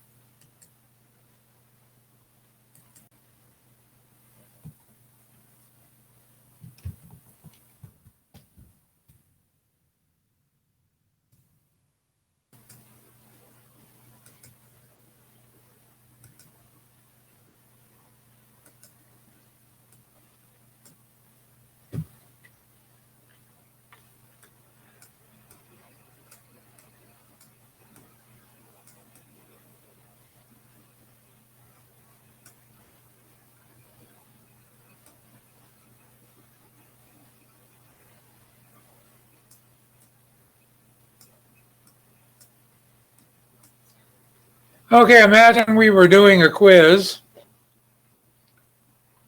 and you were given some facts about this transistor. And they ask you questions like, let me just number these for a second. This is 1, 2, 3 for the leads. They said, which one of the leads is the emitter? Raise your hand if you know the answer.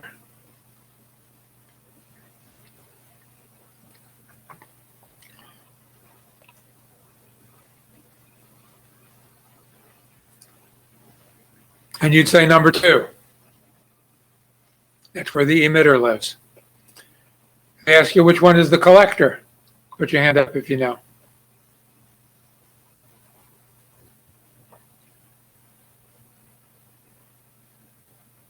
Andrew, which one? 1. Yeah, number 1, that's correct. Okay, so the other one has to be the base. So we come along and we measure the voltage right here. The name of that voltage is VBE.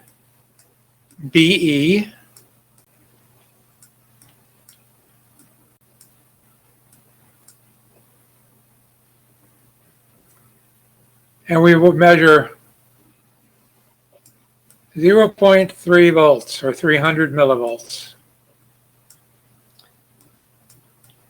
We measure right across here, which is VCE,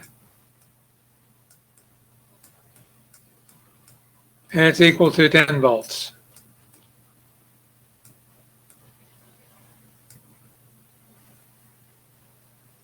And the question might be, is the transistor operating as an amplifier or is it saturated?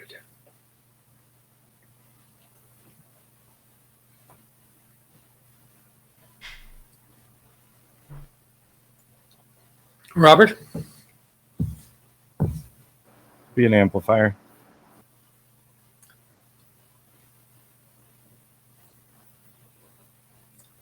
Okay, anybody else have any other ideas? He says it's an amplifier.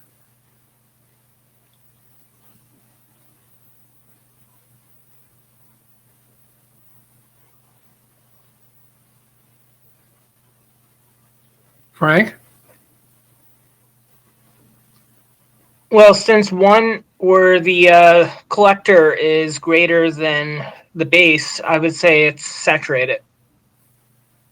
Okay, so we have somebody voting for amplifier, somebody voting for saturated. Anybody else want to vote? Scott? Since the VBE is less than 0.7, if we assume that 0.7 voltage to, I guess, turn on the transistor, I'm wondering if we're actually in cutoff mode. Okay, we got all 3 answers. There's actually a 4th answer, but I didn't show you that way. If we are, let's just write down some rules for a second here. If we're saturated,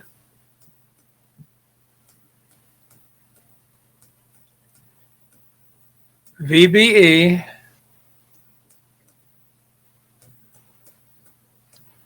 will equal 0.7 volts.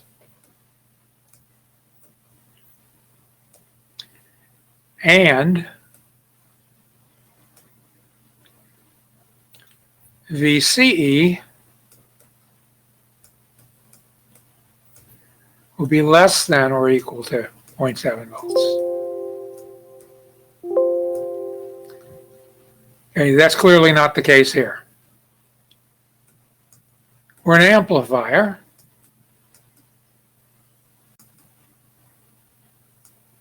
Same thing, VBE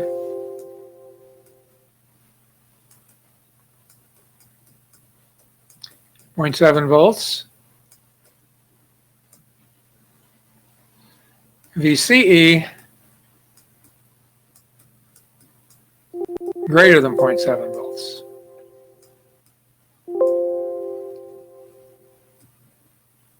Anything else, we're cut off. Now, there's a couple things that can cause cutoff, but in our world right now, it's good enough to know anything other than those 2 would be considered cutoff. So in this case, it looks like we're cut off because we didn't meet the requirement that VBE be 0.7 volts. Any questions about that?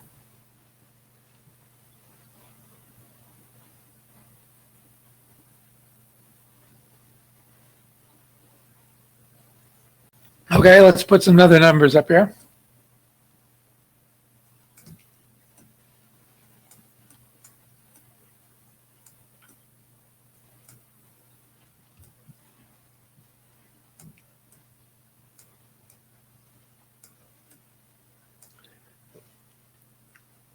The question is asked to us is, what is the beta of this transistor? And when you're asked that as a question, you can't make an assumption of what it is. You have to actually determine what it is. It's one of the cases where beta could be known if it's possible.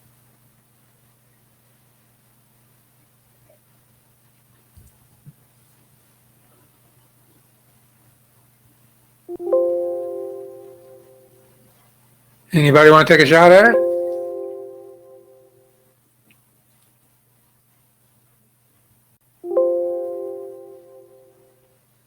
Matthew? Is it 100? Okay, what's your justification for that? For some reason, my memory is recalling, if it's not stated, beta equals 100. Well, if you're using it as an input, but when we're trying to determine what it is, we need to. Okay. But yeah, no, you're 100. I'm glad you remembered that. Okay. Okay. But in this case, the 100 may or may not be correct. Robert? Is it 3.5? So Where'd you get that number?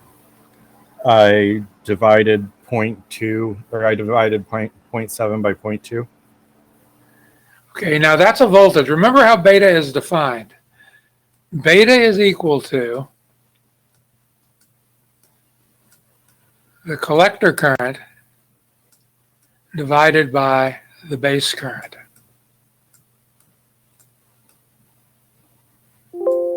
So I flipped it over, I guess. Okay, well, these are voltages, not currents.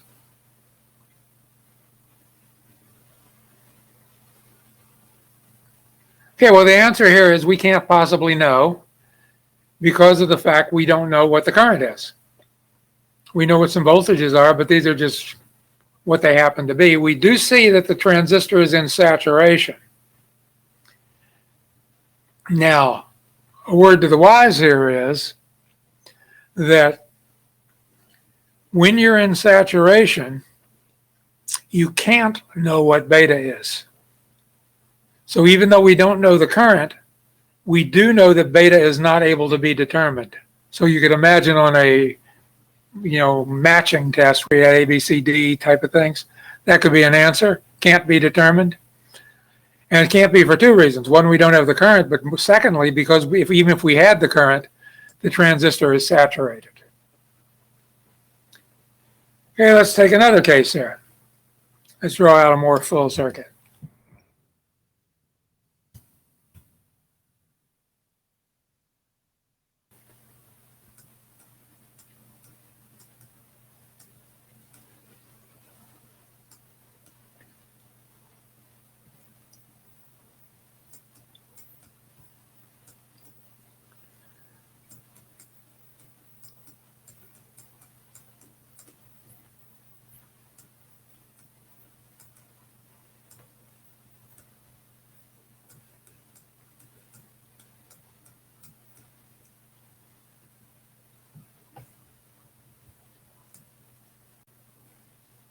Actually, I didn't show you that circuit, so let me do it the other way. Drew my battery a little big there, but oh well, it's from Walmart. Okay. We name our parts. This is RC. This is LED 1. This is VCC. This is Q1, VBB, RB. The two currents we're interested in are the one that flows here, which is IB, and the one that flows here, which is IC. Nobody told us otherwise. So we're going to assume a drop here. How much drop is that? Stephen? Is it 2.1? And we're assuming we have a current, since nobody gave it to us for the problem, of how much? Masu? 20 milliampere. 20 milliamp, right.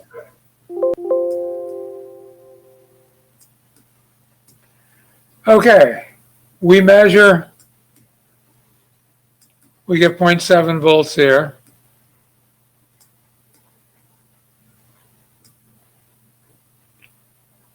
This battery is 9 volts. This battery is 5 volts.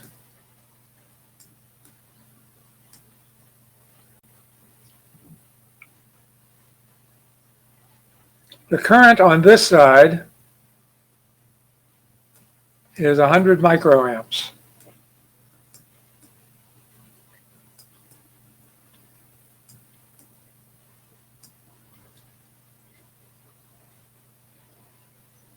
We look at the transistor and we measure across it this way.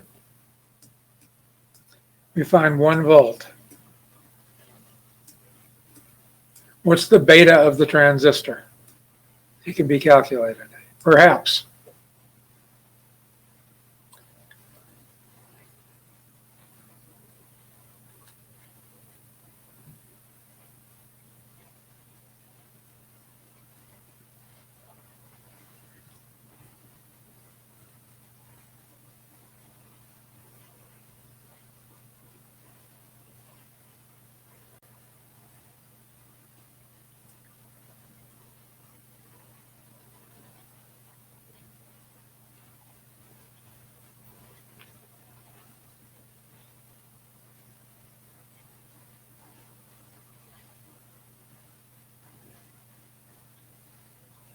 Somebody get your hand up there other than the two guys that already have them up. Sargon? What's the beta? 200. We'll write that down over here as a possibility. Anybody have any other numbers? Frank? I'm guessing 5 because IC divided by IB would equal that.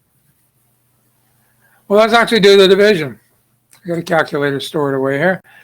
So 20 milliamps is 0.020 divided by 100 micro, so it's 0.0001. That gives us 200. So beta is equal to 200 in this transistor.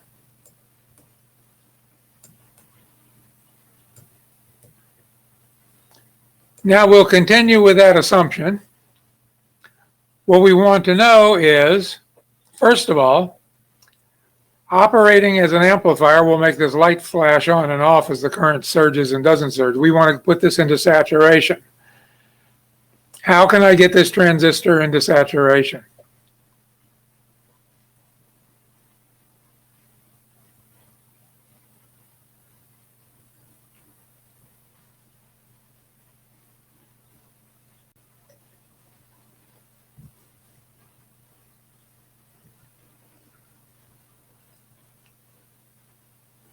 Scott, what do you think? Oh, we know we got to reduce the voltage across the collector and emitter. One way we can do that is by dropping more voltage across RC. So we could increase the resistance of RC. Okay.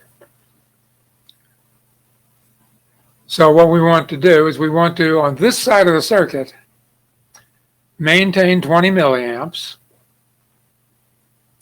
and get this number down 0.7 or lower. Okay, so let's pretend like all we know right now is that there's going to be a drop. Let's estimate this to be 0 volts just for the heck of it. We have 9 volts right here. We lose 2.1. What value is the voltage right here?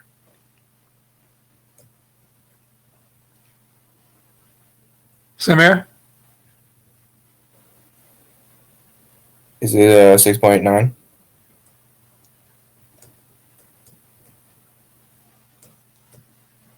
Which means if we're going to 0 here, the whole 6.9 drops across that resistor. So we can come back and calculate the value here because we know 20 milliamps stays the same. We just want to push this number lower.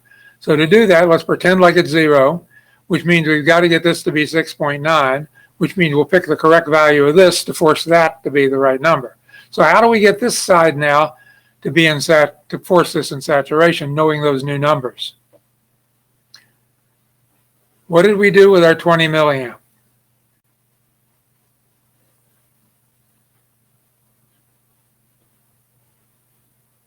When we were designing?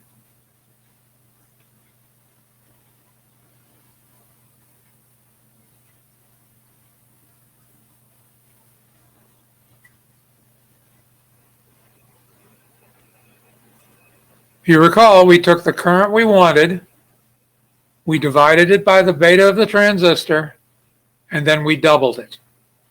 So we've already got the division number here. Let's, instead of 100 microamps, make it 200 microamps. Now the change of this resistor plus the 200 microamps that we're going to compute here will put us in saturation with 20 milliamps of current, now that we know the beta is 200.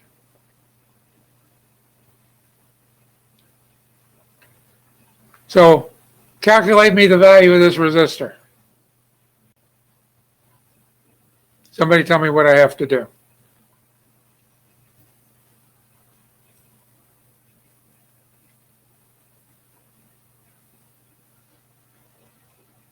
Patricia? You need to divide the voltage caused the resistor over the current. I see. Like 6.9. Okay, what 6.9 divided by 0.02.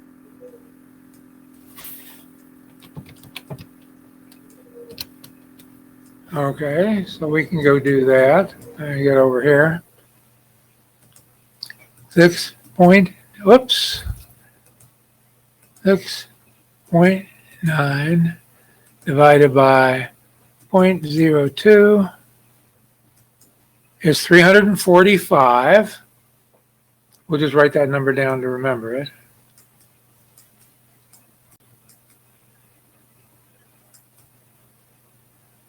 Of course, we can't really get a 345, so we have to put this in terms of two significant digits. What would two significant digits be for this number?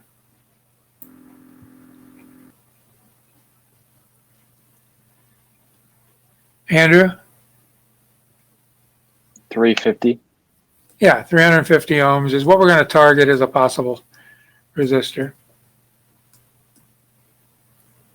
We'll get our web page here. Standard resistor values.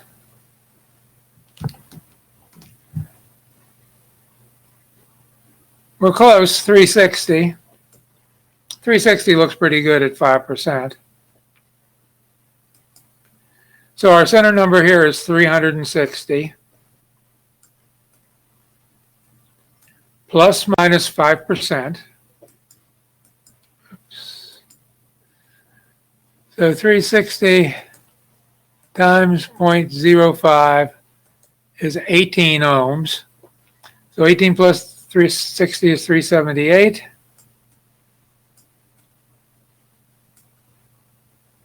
And 360 minus 18 is 342.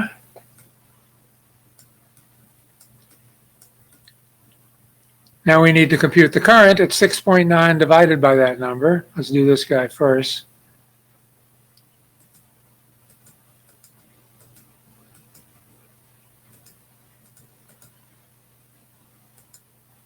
So he's 18 milliamps, which is above 15, so that's good. The other guy, we're going to take 6.9 divided by 342. That's 20, which is perfect. And then we can take and multiply that times 6.9. to get our power consumption, which is 140 milliwatts. So we're getting a 365% resistor. What's the color code for that? When you know, raise your hand.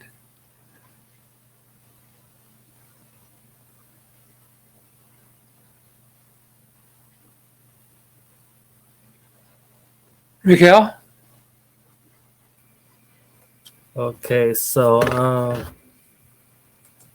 if I remember correctly, black is 0 and then brown is 1.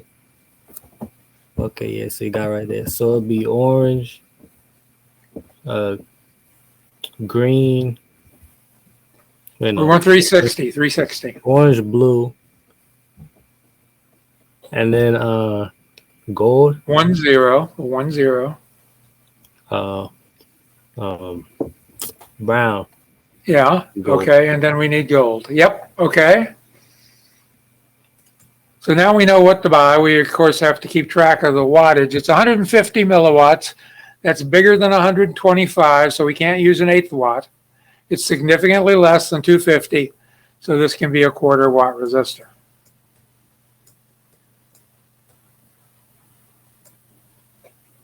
Now we need to calculate the other resistor value. We had 5 volts. We lose 0.7 here. So that means the drop across it is 4.3 volts.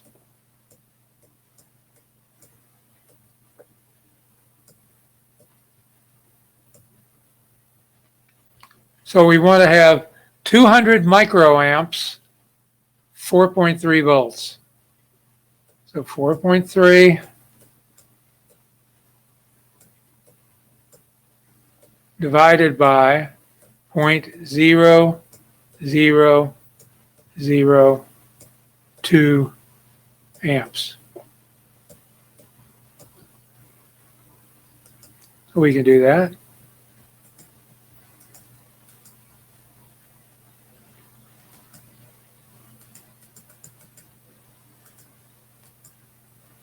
$21,500. So for us, that's 22K. So 22K is the ballpark.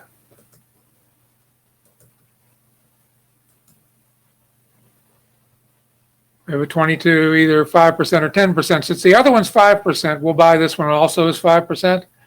22K is an exact value. What's the color code for 22K? Raise your hand if you know.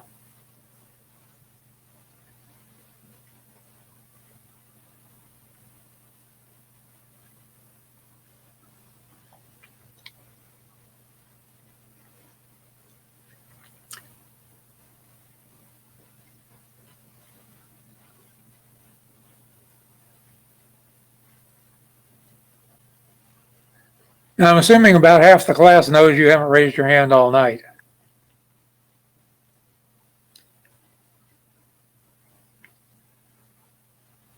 Scott, what's the color code? It's red, red, orange, gold. Yep, that's perfect. Couldn't ask for better than that. Now, in the case here, where we had the exact value, it still can be plus or minus 5%. Because when we produced, we knew what the value was that put us into saturation, this 2. When it was a 1, we were in the active region, but because we doubled it, 5% change here is not going to matter. So once we determine the exact value of the resistor, unless it's dramatically different, we don't need to do this table. Sometimes you will, because the question actually might ask you what wattage is the best you could get for it. But we can almost guarantee that this one's almost always going to be able to be an 1/8 watt resistor. And we also guarantee that the high and low values will work, because when we took the current, we doubled the value here. If we'd only added 5% or something, then we'd have to measure it a little bit more. So that's a typical problem. You should be able to do one of those in your sleep pretty soon, because they're not hard. They're just a bunch of bookkeeping. And I have it harder than you do, because writing with the mouse on this you have at least a piece of paper or something in front of you. You can, write with a pencil and make some sense out of what you're doing. Okay, let me ask you this question about this a similar problem.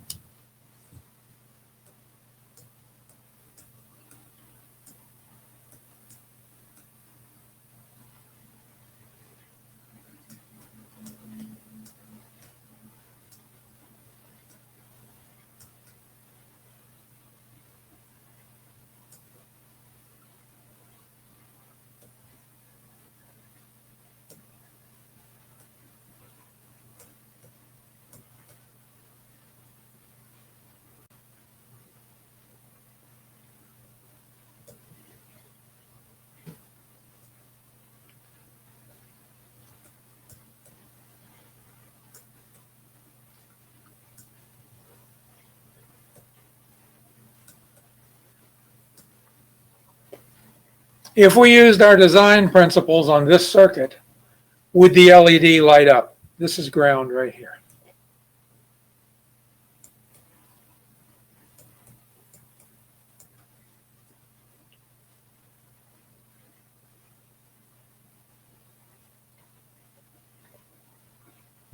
And we're not going to answer it in class. I'm going to leave it as an open question because you might see it later.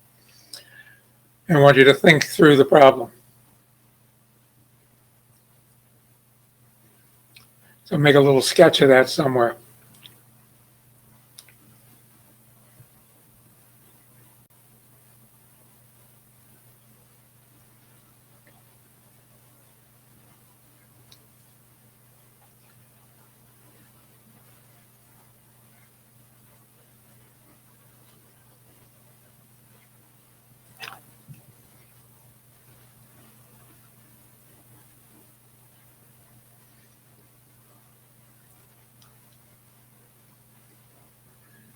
Okay, we're getting close to winding down time here. Let me look at my notes again and see, was there one other thing? It seems to me there was one other thing that I needed to cover tonight.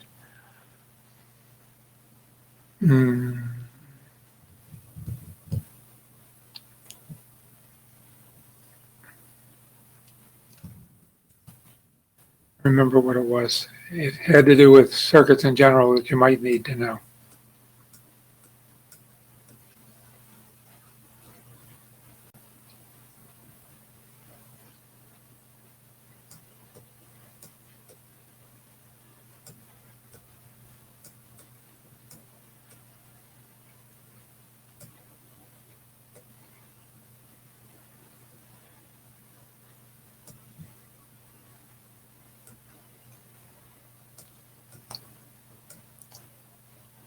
Okay, the question might be, what is the voltage drop across the resistor?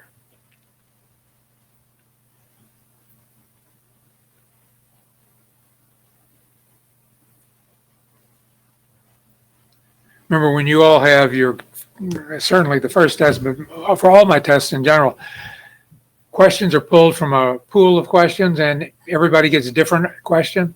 I did see this one and I just wanted to make sure that we had covered this. I think we did, but just to make sure it's in your notes in case you're the guy. Think about it for a second. And then let's decide whether or not, no, this is the one we're going to find out what, about the resistor, voltage drop across the resistor.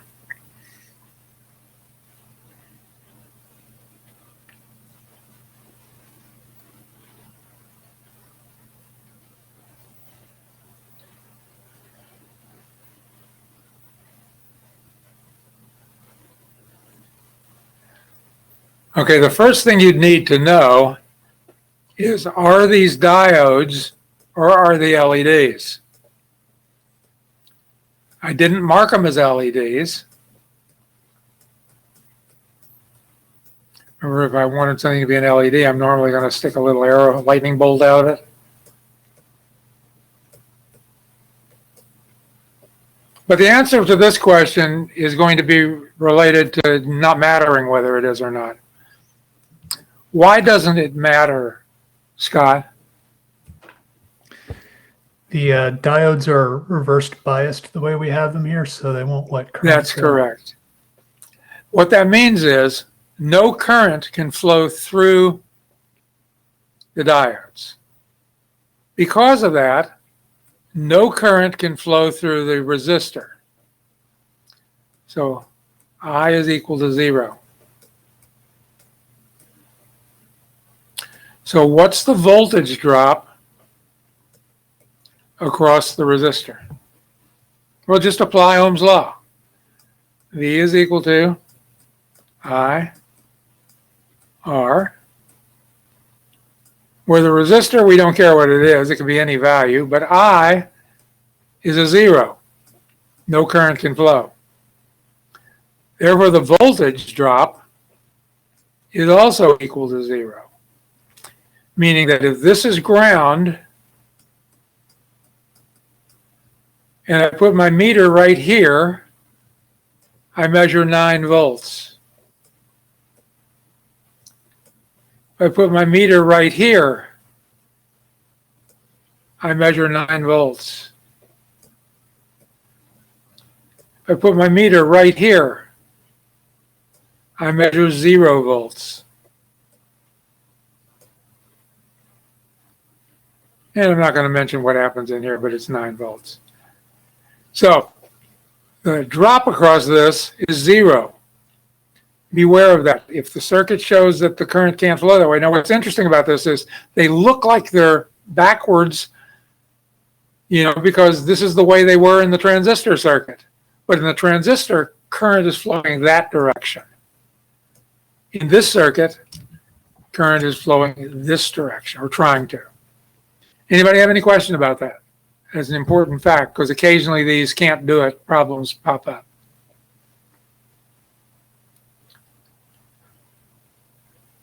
Okay, then why don't we call it quits for the night, and we're going to do some more, review your Boolean algebra, and we're going to do some reduction of circuits on Wednesday night. And that's about all we have time for. We'll do kernel mapping, which is a form.